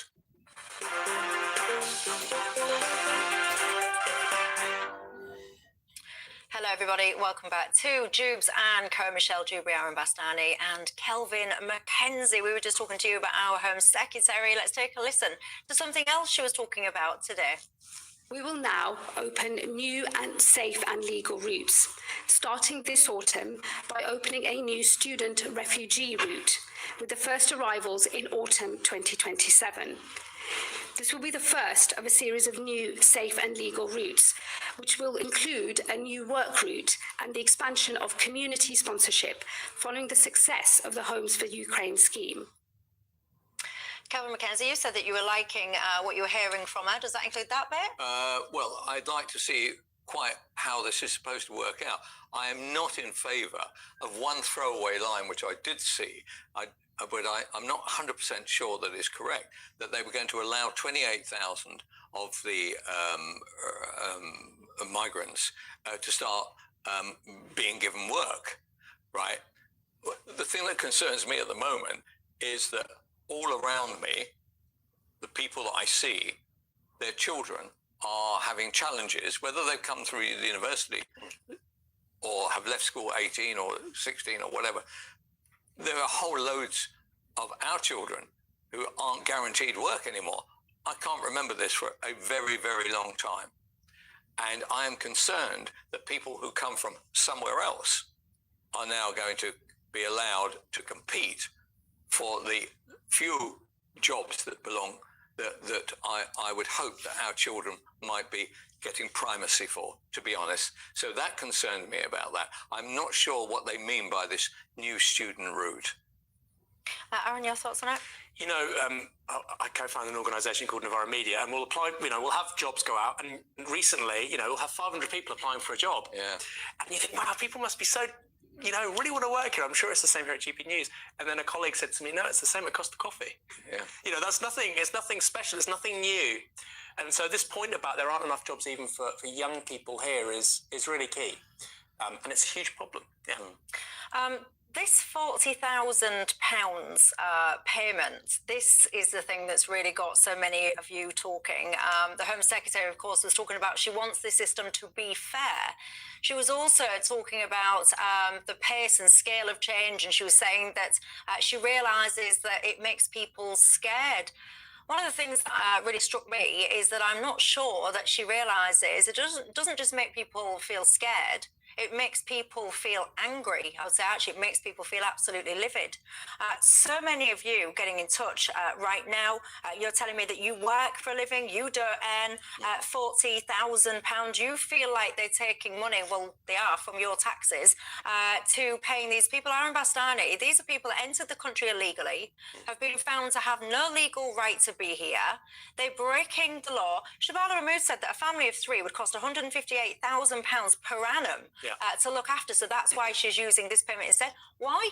If you're not supposed to be here, why on earth are we giving you housing and support and all the rest of it? Why aren't we enforcing the law and just enforcing them to get out of the country? Well, I presume it's to do with various international treaties and wanting to uphold internationally expected obligations under the Refugee Treaty, European Convention on Human Rights, etc. Well, no, because she said as part of this is a pilot, by the way, and I think it affects about 100-odd families. She then said that she would do this as a trial, and if they don't leave after 7 days, then they will take enforcement action. So they must be able to take enforcement action to get these people out. Well, you're clearly more of an authority on this than I am. The argument they would make, I presume, is that, yes, of course, this is going to cost money, and it's very unpopular with many people, but it's going to save a lot of money too. I mean, migration, undocumented migration, illegal migration is hugely important to lots of people in this country. Labour voters, Tory voters, Reform voters, everybody, lots of people that don't vote. And I think what they're trying to do right now is just throw as much at the wall as they can and see what sticks. And maybe this will be really good. Maybe it'll be really successful. High adoption rate. Many people will go and very few come back. I'm sure some will try. I think that's what it is, a scattergun. And some of the ideas, therefore, are going to be stupid, but some will also be worthwhile. It just blows my brain, ladies and gents. It absolutely blows my brain. If you are here illegally, you're not supposed to be here. That's been tried and tested. You've failed your claim. You've failed at your appeal and all the rest of it. Which other crimes do we sit there and go, oh, do you know what? You broke the law, all the rest of it. So I tell you what, instead of punishing you using the legal system, or instead of pulling the legal levers that we have, we'll just chuck a load of money. Let's not forget, of course, £40,000. The buying power in places like Afghanistan and all the rest of it, you're setting people up for absolutely decades. At the same time, the people paying for that, and many of you lot on minimum wage, struggling to get a job, unemployed, and all the rest of it. If that is fairness, I would hate to see unfairness. Anyway, that's all we've got time for. Aaron Bastani, thank you. Kelvin McKenzie, thank you. Thank you, more importantly, and I'll see you tomorrow night. Expect warm spells with the odd rude interruption. Box Boiler sponsors the weather on GB News. Good evening, I'm here from the Met Office with your GB News weather update. We do have a band of rain making its way southeastwards at the moment. That's going to bring a bit of hill snow across some parts in the north, and we also have colder air coming in behind it. So although it's been very mild indeed, quite warm in the southeast today, it is going to be a fair bit fresher for many of us tomorrow. Before that then, it's quite a cloudy, wet night for quite a large chunk of the country, southern and eastern Scotland, many parts of northern England, down the western side of England and Wales as well. And like I said, some of that rain falling as snow over higher ground. Towards the southeast, staying dry, some clear skies. Also lots of clear skies towards the northwest across much of Scotland and Northern Ireland. And here, a fairly harsh frost for some of us, with temperatures dropping with that colder air that's coming through. But we wake up tomorrow morning with a fair bit of cloud, more cloud than we did this morning across much of England and Wales, just a bit brighter across parts of East Anglia and Kent. A rather wet start across much of Northern England, but it's brighter across a large chunk of Scotland and also Northern Ireland. As I mentioned, though, there will be some frost, maybe even some icy patches, so do take care first thing tomorrow morning. Then through the day, more sunshine to come across Scotland and Northern Ireland. A much brighter, sunnier day than today, but it's a different story for England and Wales. Yes, some of that rain clears away towards the North Sea, but there's more wet weather that comes in from the south. south, and so many places will have quite a bit of cloud, and there will be some rain at times. Temperatures are going to be lower, like I said, still quite mild towards the southeast, but not as exceptionally so as today, and then a bit fresher towards the northwest. Heading into the weekend, and there's a lot of cloud for a fair amount of us, some persistent rain towards the far northwest, a lot of cloud for many places, just some sunnier weather perhaps across some southern parts of Scotland, the far north of England, and maybe eastern Northern Ireland as well. At the moment, actually, Sunday looks pretty similar, so although there's not a huge amount of rain, it is going to be quite cloudy. Bye-bye. Expect warm spells with the odd rude interruption. Box Boiler sponsors the weather on GB News.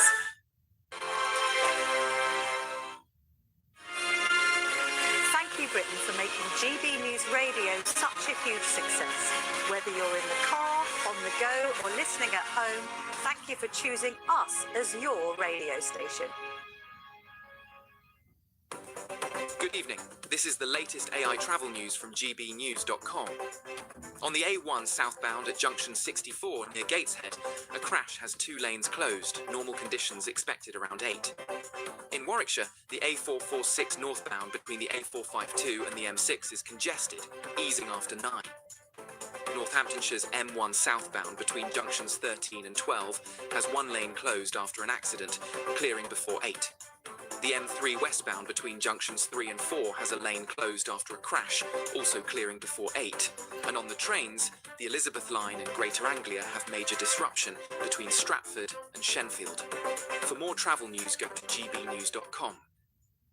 You could be the proud owner of a brand new Benivan 122. This very latest 2026 model comfortably sleeps 4, comes complete with built-in kitchen, compact washroom, and is worth over £67,000. But that's not all, as we'll also give you a further £25,000 in tax-free cash to spend on anything you like in the coming year. For a chance to win a camper van and cash, text prize to 63225. One entry costs £2.50 plus 1 standard network rate message, or text bonus to 63225. 5 entries cost £5 plus 1 standard network rate message. Go to gbnews.com/win. Entry starts at £2.50. Call 0903 686 3232. Calls cost £2.50 plus your network access charge, or post your name and number to GB20 PO Box 8690 Derby DE1 9TT. Entrance must be 18 or over. Lines close at 4 p.m. on the 1st of May. Please check the closing time if listening or watching on demand. Good luck. From the school run to the home run, watch a new show for all of Britain. He can say whatever he wants. A straight talking show where all voices are heard. And, you know, when are we going to stop talking about smashing the gangs and actually do it? With the stories that matter from every part of our country. It's a bit of a crash landing there for your Chancellor. Bold, fearless, and standing up for you. That's me, Martin Dogmeat, 3 p.m. till 6 p.m. weekdays, here only on GB News, the People's Channel, Britain's news channel. Westminster's full of talk, but out here, it's the real world. Am I allowed to talk? No, that's it. This is where it matters, real people and real lives. That's what politics is all about. In fact, this Trump made a good start. No. Straight answers, no spin, and just a couple of pints. How many fingers have I got up? About 10. So join me for Lee Anderson's Real World every Friday at 7 p.m. only on GB News. The People's Channel, Britain's news channel.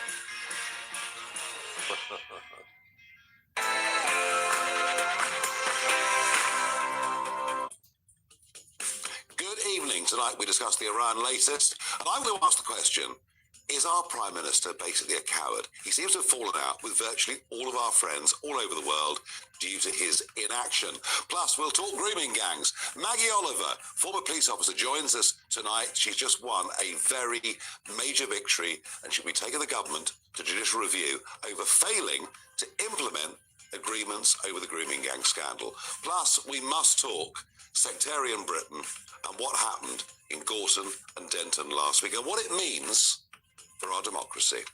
All of that and much more, but first, let's get the news with Tatiana Sanchez.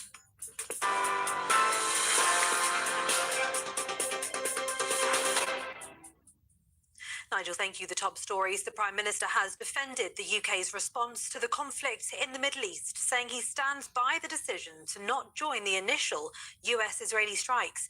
At a press conference today, the Prime Minister also said 4 extra British Typhoon fighter jets are being deployed to Qatar amid the conflict. RAF fighter planes were in action again last night, shooting down drones. It comes amid criticism of the UK's response from the UAE, Cyprus and Bahrain, in addition to the US. Conservative leader Kemi Badenoch has called on the Prime Minister to act in our national interest, saying he's doing too little too late. Meanwhile, HMS Dragon, the British warship being prepared to protect a UK military base in Cyprus, remains in Portsmouth and won't set sail until next week. Defence Secretary John Healey has declined to rule out UK aircraft taking part in strikes on Iran, saying as circumstances in any conflict change, you've got to be willing to adapt to the action you take. More than 400 extra air defence personnel here, keeping our Brits safe, keeping the island safe, but also helping keep allies in the wider Middle East safe. We're now today sending in the top air defence planners from the UK. They'll work along the side the US, and those other nations now starting to put their ships and their systems into the area to make sure that we strengthen together the defence of Cyprus, the defence of our citizens here. The first charter flight taking British nationals back to the UK from the Middle East has taken off as the Prime Minister described the ongoing evacuation operation as one of the biggest of its kind. Sir Keir Starmer announced the delayed plane from Oman had taken off minutes before he addressed a Downing Street press conference today. And there were also jubilant scenes in Dublin this morning as passengers returned home on the first flight from Dubai to Ireland since the conflict began. 138,000 British people have registered interest in being helped to leave the region. Well, Israel and Iran have launched fresh strikes on day 6 of the conflict in the Middle East. The IDF saying its air force struck Iranian terror regime targets in Tehran for the second time today. It's the 13th wave of strikes on Tehran since Operation Roaring Lion began. The IDF also hit Hezbollah targets in Beirut and southern Lebanon. Authorities say that 3 people were killed yesterday. Meanwhile, the Israeli military says it's identified more missiles launched towards the country from Iran this afternoon after overnight air raid sirens were heard in Tel Aviv and Jerusalem.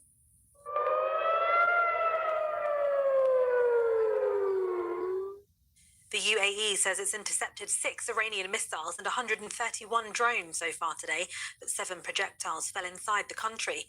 The US Senate last night voted against a measure that would have limited Donald Trump's ability to order more military action in Iran. And in other news, families of failed asylum seekers will be offered up to £40,000 to leave the UK under new government plans. Migrants who leave the UK within 7 days will receive payments of £10,000 per person, capped at 4 per family. The government says the payments will not act as a pull factor because it costs more to get here in the first place. It comes as the Foreign Secretary has announced those with a criminal record will be refused entry to the UK or have their visas cancelled regardless of when the crime took place. Shabana Mahmood added asylum seekers who break the law or work illegally will be thrown out of government-funded accommodation. Those are the latest GB News headlines for now. It's over to Faraj. Take the GB News family with you on any device. As long as you have an internet connection, tune into GB News anywhere on the planet or beyond.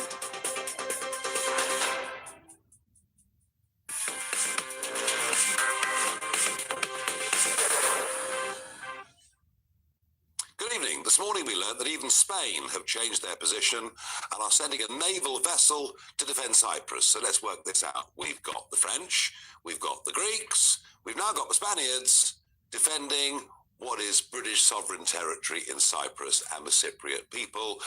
But our ship is still in Portsmouth Harbour and may not be there for some time to come. The Prime Minister at lunchtime did a press conference. His solution to what should happen in the Middle East was as follows. The long-standing British position is that the best way forward for the regime and the world is a negotiated settlement with Iran where they give up their nuclear ambitions. Now that's why I took the decision that the UK would not join the initial strikes on Iran by the US and Israel. So that's the Prime Minister's position.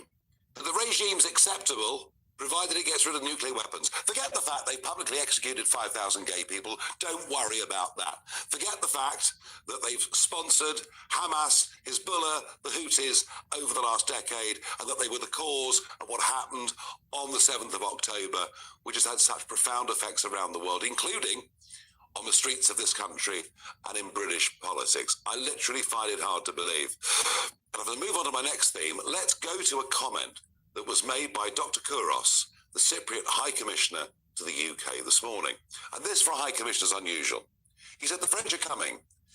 At least we expect is that the Britons will also be present since, as I said, we are not only defending Cypriots on the islands, about 5% of the population of Cyprus are British expats who are living scattered around the islands. Let's face it, folks, we knew for the last few weeks that some kind of major attack was going to happen on Iran. It was very, very clearly signposted. Indeed, when American envoy Steve Witkoff said they could only be a week away from a nuclear weapon, it didn't take much working out what was going to happen. But we are flat-footed, we are hopeless, we are useless. We've upset the Americans, we've upset the Cypriots, we've upset the UAE, we've upset Bahrain, we've upset goodness knows how many countries. And all the Prime Minister can do is say, let's do a deal with this murderous regime in Iran. You know what I think?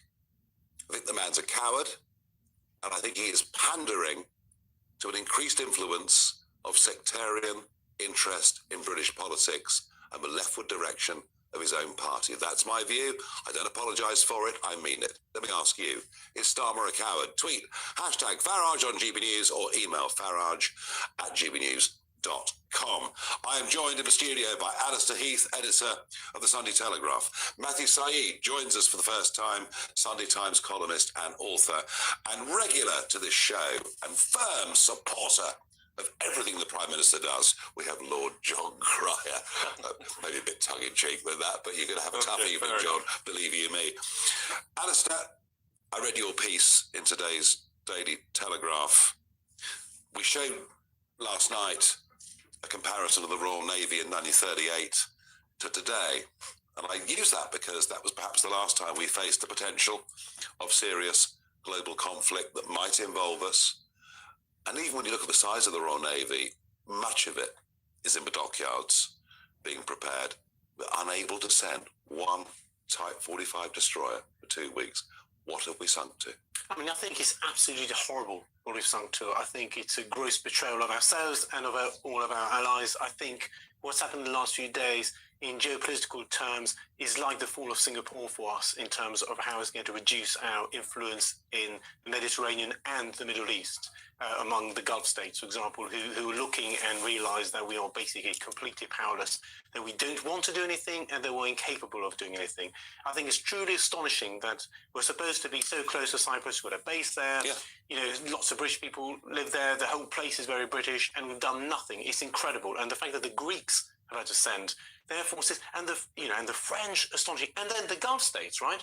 We keep saying how close we are. A lot of their senior generals and leaders have gone to Sandhurst, and there's all these connections, and yet we've done nothing to help them. It's astonishing. Obviously, we betrayed Israel 1 or 2 years ago. I thought that was a terrible thing, but now we've ended up betraying everybody else in that region. So I think the situation is grave. I'm very, very supportive of this war, by the way. I think on this issue, Trump is right. I disagree with him on Russia. I disagree with him on Greenland, but I think on this, he's absolutely right. I think this is a very moral war, a just war, and a legal war. I think the Iranian regime is absolutely evil. It's one of the great forces for bad in the world. I agree. And I think anything that is done to reduce its power, get rid of its nuclear ambitions, reduce or destroy its missile arsenal, because the missile arsenal business is another really, really important problem. And anything that's done to punish these barbarians who've treated their own populations so terribly is good. And I'm hopeful that Trump doesn't sort of lose interest. And so far, I actually think this conflict's worked very well, with one exception, which is that the Iranians have been much more vicious at spreading this conflict, at attacking countries like the Gulf countries and Cyprus. Well, that shows you how much trouble they're in. Let me ask you just very quickly, is Starmer a coward? Why is he behaving like this? I mean, surely you decide, you back this side or the other side. Yes. constant, we were not involved. Now calling for negotiations with the mullahs. And by the way, we did this in 2015. We did the JCPOA deal in 2015 with Iran, and they promised us they would stop nuclear enrichment and did the opposite. Yes, I mean, I oppose that deal. That deal was a farce. I think Starmer's problem is that he's effectively a pacifist. He doesn't believe in a just war. He thinks all wars are basically illegal, really. And he's got a Lieutenant General who's basically his ideological ally, Lord Hermer, who's a complete disgrace and disaster. It is simply wrong that this war. You've got to. Self-defense doesn't just start when someone's actually attacked you. It has to be preemptive. No, if we followed international law, we probably wouldn't have been too upset about many of the things of the 1930s. It's almost as if it was only until Iran developed the bomb and attacked people that Lord Hermer would get upset. I mean, look, John, I put it to you that our Prime Minister has managed in the last week to alienate almost all of our friends. I don't know, that remains to be seen. I mean, I would say he's not a coward. I've seen him close up for 10 years. Well, the Cypriot High Commissioner's not very pleased. The American President's not very pleased. The UAE are livid. We're talking about the Prime Minister's personal morality. And I just don't see him in those terms. However, what I would say is this. As you know, I've been standing up in Parliament when I was in the House of Commons, where you are, and now in the Lords, saying we should be taking action against Iran. It's the most evil regime probably this world has seen since the 1930s. Certainly as far as persecution of Jews, of gay men and women are concerned. As far as international law is concerned, I suppose it revolves around your interpretation of the word threat, or maybe the words immediate threat. Yeah. Now, you can easily mount an argument to say that they are an immediate threat. On the nuclear issue, I have got every sympathy with the action that they've been taking, and the deal, so-called deal that was done in 2015, was not worth the paper it was written on. The problem I've got with the action that Trump's taken is, how do you now get out of it? I mean, it's easy to say, it's easy to send the bombers in, send the forces in. It's how you get out. And what did damage our reputation in the Middle East, probably inextricably, at least for a few years, was the action we took in Iraq. And we've clearly not, or Trump's not learned from what happened in John, I get that, but there was no direct threat to us from Iraq at all. They concocted a story that wasn't true. I mean, it seems to me that Iran is the global epicenter of much of the terrorism that we see. Yeah. I mean, Matthew, I just sort of take a step back.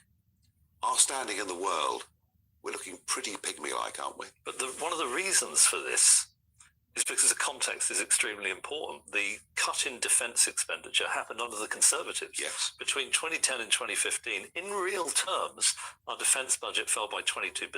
The size of the regular army has gone down by 75%. People are making comparisons with Harold Wilson during Vietnam in 1965. The army was far bigger, and it's because we're weak. That is why Starmer should have gone with America. He should have allowed them to use our bases. We rely on the American security guarantee. When you're weak, you have to rely on your alliance. I mean, I agree with you totally. That when he points the finger across the Commons and says, you lot cut defence, it's absolutely right, and you've given the number 22% in real terms. But to forbid Diego Garcia being used, which meant that two men teams had to fly 37-hour round trips from Missouri. I mean, that's where the weakness began. I guess what I'm saying, Nigel, is that projecting power is determined by your economic and military capacity. Our economic capacity has been denuded, and that happened under the Conservatives and under Labour, in my view. Our military capability has been denuded. That's why I think we have to stay close to the Americans publicly. Privately, like you, I have severe doubts about this war, not because I feel anything but contempt for an evil regime, but it's easy to start a conflict, very difficult to control the unintended consequences. And just think about the ethnic position in Iran, which we're beginning to learn about. We had no idea in Iraq, by the way, the clan structure, the tribal structure. People talk about Shia Sunni. The real problem there was the clan leaders. But in Iran, you have Kurds, Balochs, you have Persians, you have Arabs.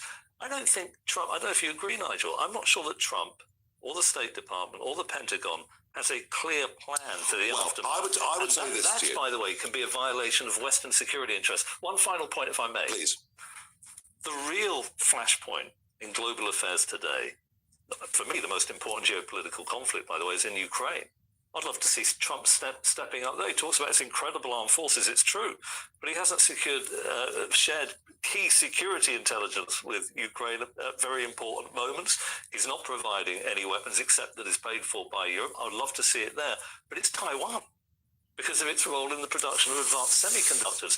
The West, the free world that I think, regardless of your left or right, we all believe in it against the autocratic axis. We are stretched, Nigel. Are we not? The military in the Western alliance, and if President Xi feels confident enough to blockade Taiwan, I'm not sure we're going to be able to defend it. I equally worry about that as well. I would say this to both of you, that I completely understand it's impossible to see where this ends. My view is that this American military is different to the American military of 20, 25 years ago. I think the way they're able to use tech, their skills, from what I'm told, the missile base in Iran is seriously denuded, let alone what they've used to fire. And I think if the result of this action stops Iran building a nuclear bomb, then to me it's worthwhile. Yeah, no, I agree with that. What worries me is that we could end up with some sort of vacuum in Iran. No, there is a danger. That could get an awful lot worse. If we end up with a civil war in Iran, then it's going to be even. Yeah, and as Matthew says, there are different groups there. No, I mean, I get it. Alistair. Yeah, I mean, am I right in saying, would you agree with me that if they get rid of their nuclear capability, it's been worth it for that alone? Yes, I mean, that's my position. So my position is you do need perfection for this war to have been worth it. Of course, there are risks. Things can spiral out of control in certain ways. There are horror scenarios where somehow it could be even worse than we've got now. That is possible. But I think, perfection is not necessary here.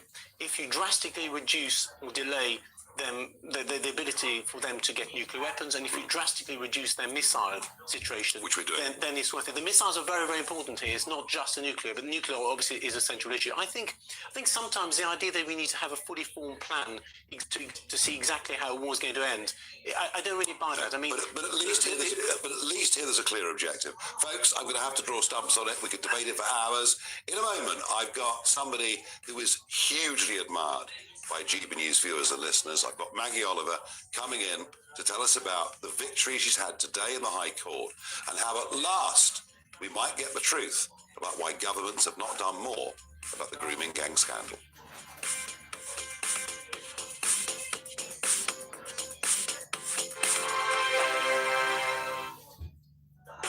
You want to know what's really going on in the corridors of power? Labour don't know what to do with you half the time, and that makes you quite lethal in the chamber. Get behind the headlines with Chopper's Political Podcast. Join me, Christopher Hope, as I sit down with the great and the good of British politics. We'll see where this ruling takes us. These are the stories shaping our nation.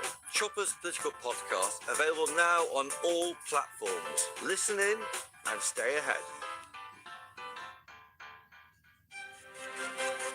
GB News Breakfast, every day from 6 a.m. This is Ellie, and this is the safari. These are the decent ones. This is amazing. Tell us about this. Right, so this was the best part of the honeymoon. This is my favourite part. We're in Kenya, in the Masai Mara. That's the camp there. So it's immersed right in the middle of the That's a savannah. giraffe, I know That's that one. a big giraffe, Yeah. yeah. And we saw the big five, and it was amazing. Oh, and we went to see a Masai Mara tribe, and this was me with the tribe, and they did a big dance for us, and they were jumping up and down, and it was amazing. And we took pencils and colouring. Oh, that's my husband there. That's Jared. And we took colouring books for the kids, and we took crayons, and they loved it. Oh, that we had was the best nice. time. That was So nice. yeah, and then that's an elephant. Oh, that's me. Yeah. And the best animal we saw, which I don't think we got a picture of, is a leopard, and we got so close to the leopard. Camouflage We were was good eye there. to eye. Yeah, it was amazing. Yeah. Was it a bit scary? It wasn't at all. quite It was open very there, your peaceful. little Yeah, car. you're in an open van, but they're not threatened by the van or by you at all. It's very strange. And we didn't see the daddy lion until the last day. And Amy was messaging me every day saying, "Have you seen the daddy lion yet? You still haven't seen him." Who's the daddy? And eventually we did, and they are majestic, the lions. Very good. Right. I recommend to anybody who likes their animals. Sorry. Alice, she's brought in all these pictures, and we brought in, we sat here with popcorn, ready to watch it up. We'll have to have a show of all of this, and watch all of this. And But Get anyway, those snacks ready. When can we open this then? Well, I've still got to show you what other pictures I've got to show you. if there's demand for it, but there's no demand. People aren't interested. Well, then I'll just take this away. Then we just take them home. Take it to go. But that was Ellie's honeymoon, which she delayed for 7 months or so, and then Took some planning. Welcome back to GB News, the People's Channel. They're shaping Britain too. From migration to global security, from crime to health.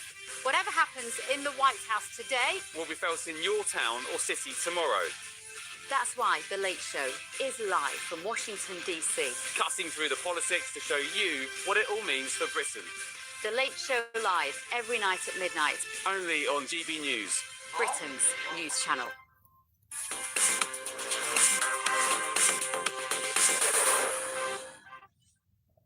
Well, it was a contentious question, but I asked you at home, is Starmer a coward? Jane says, I'm afraid you're right, Nigel, it's embarrassing. They talk of the HMS Dragon heading to the region, but it's still in Pompey.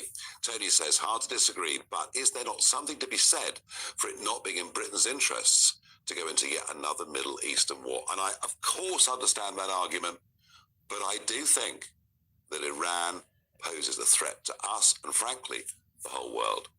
Now, the government has been taken to court today, taken to the High Court, over child sexual abuse, the rape gangs. I'm joined in the studio by Maggie Oliver, grooming gangs whistleblower, regular on GB News and much other media, and founder of the Maggie Oliver Foundation. My panel are still with me. Maggie, if I just get to the heart of this, you and others, including John Cryer's mum, have been blowing the whistle about this for years. We've had denials over the ethnicity of those that committed many of these serious crimes, cover-ups, social services, police, which of course you were involved in and why you became a whistleblower. But then we get reports, we get recommendations, and the Alexis J report gives us 20 major proposed reforms in 2022. And as I understand it, you've taken the government to court today. You've won your case.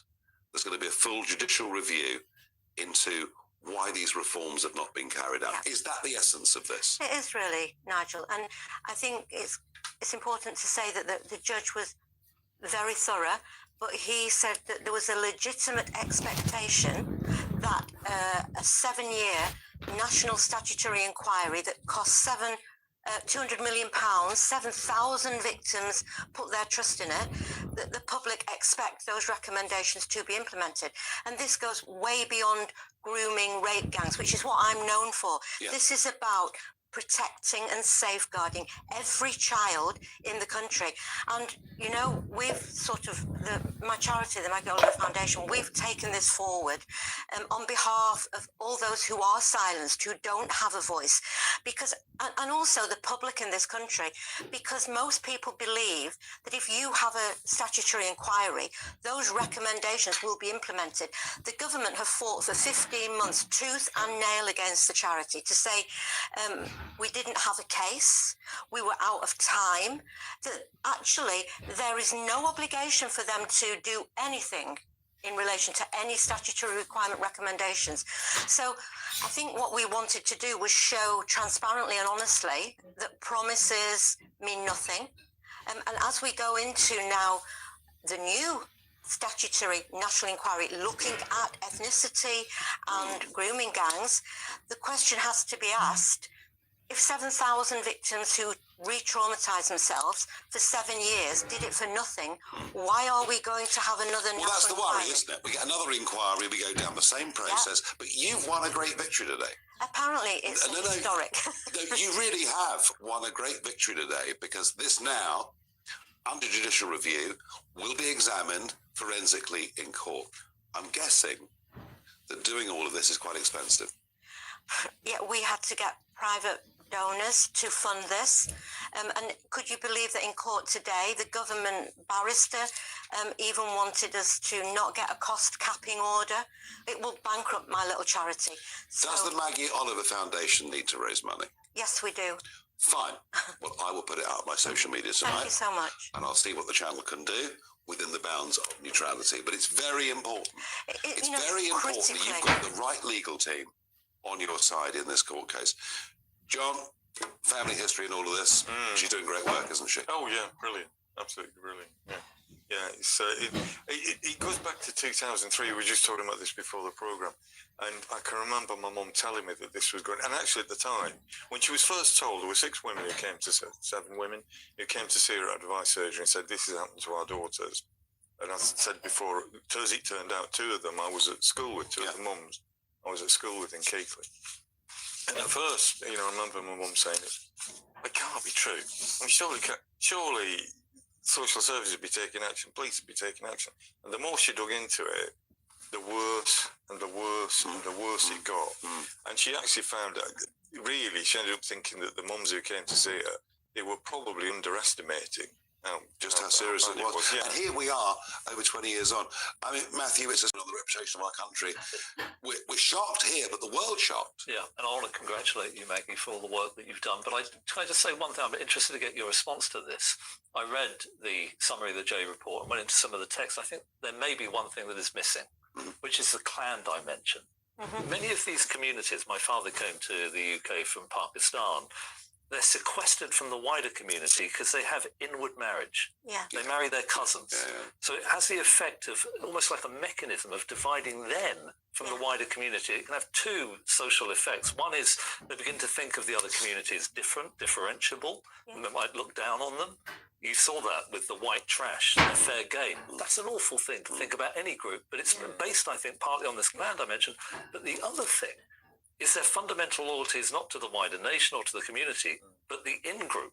And I think there may well have been cover-ups that have been permitted by this clan dynamic. And I felt when I read the J report that she just didn't have this lens, this analytical lens to understand what may have been going on. And I hope very much that if you can get this inquiry to do the things you wish it to do. I also reached out to Charlie Peters. He's still at GB News. Yes, he is. He's done amazing work on this. He thinks there's a clan dimension. Yeah, he's done great. And Maggie, we're now learning about grooming gang cover-ups in London. The evidence of that is becoming clearer and clearer. But the important thing here, as you say, there is no point going into new governmental reviews if nothing actually happens. And what you were saying there, really the big thing in this is honesty and transparency and upholding the law. And I resigned from the police because I saw cover-ups and I saw corruption. So I think this is very much a moment for the underdog, for truth, for what it doesn't, because you don't have to do something doesn't mean that's the right thing to do. It's about right and what's wrong and what's good and what's bad. And why on earth would a government, any government, not ban, for instance, pain-inflicting practices on children? And they are techniques that are used in the police to control violent criminals. Why on earth would you say that that is okay under any circumstances with an 11-year-old child who's been dragged out of their home, who is vulnerable, who is living in a care home? They've got no rights in the law as a child in a home would have, where they can actually take a child out of a family home. If I hit my daughter, the state would intervene. If somebody looking after a child in care did the same thing, there is nowhere for that child to go. So they are some of the principles that we were arguing about in this judicial review. Grooming gang, rape gang victims are included in this, but there are far more victims than just those. So this is the overall protection of children in every place. You have got a long way to go. Yeah, we do. On this, I'm sorry to say, but today you've made a very, very major legal step forward. I congratulate you on it. I'll help you as much as I can. I wish you well. And any sort of anticipated timeline, when will this come? Not a clue. My head's a bit of a mash, actually, because I couldn't even hear what was being said. But it will take as long as it takes. We are going nowhere, and I don't care who says what. We will do what is right to the very best of our ability. That's all we can do. Thank you. Thank you, Maggie Oliver. In a moment, we'll talk Shabama Mahmood and her latest attempt to stop illegal migration. It was rather unfortunate. As she was making the speech, young men were being unloaded on the quayside in Ramsgate. All of that in just a moment.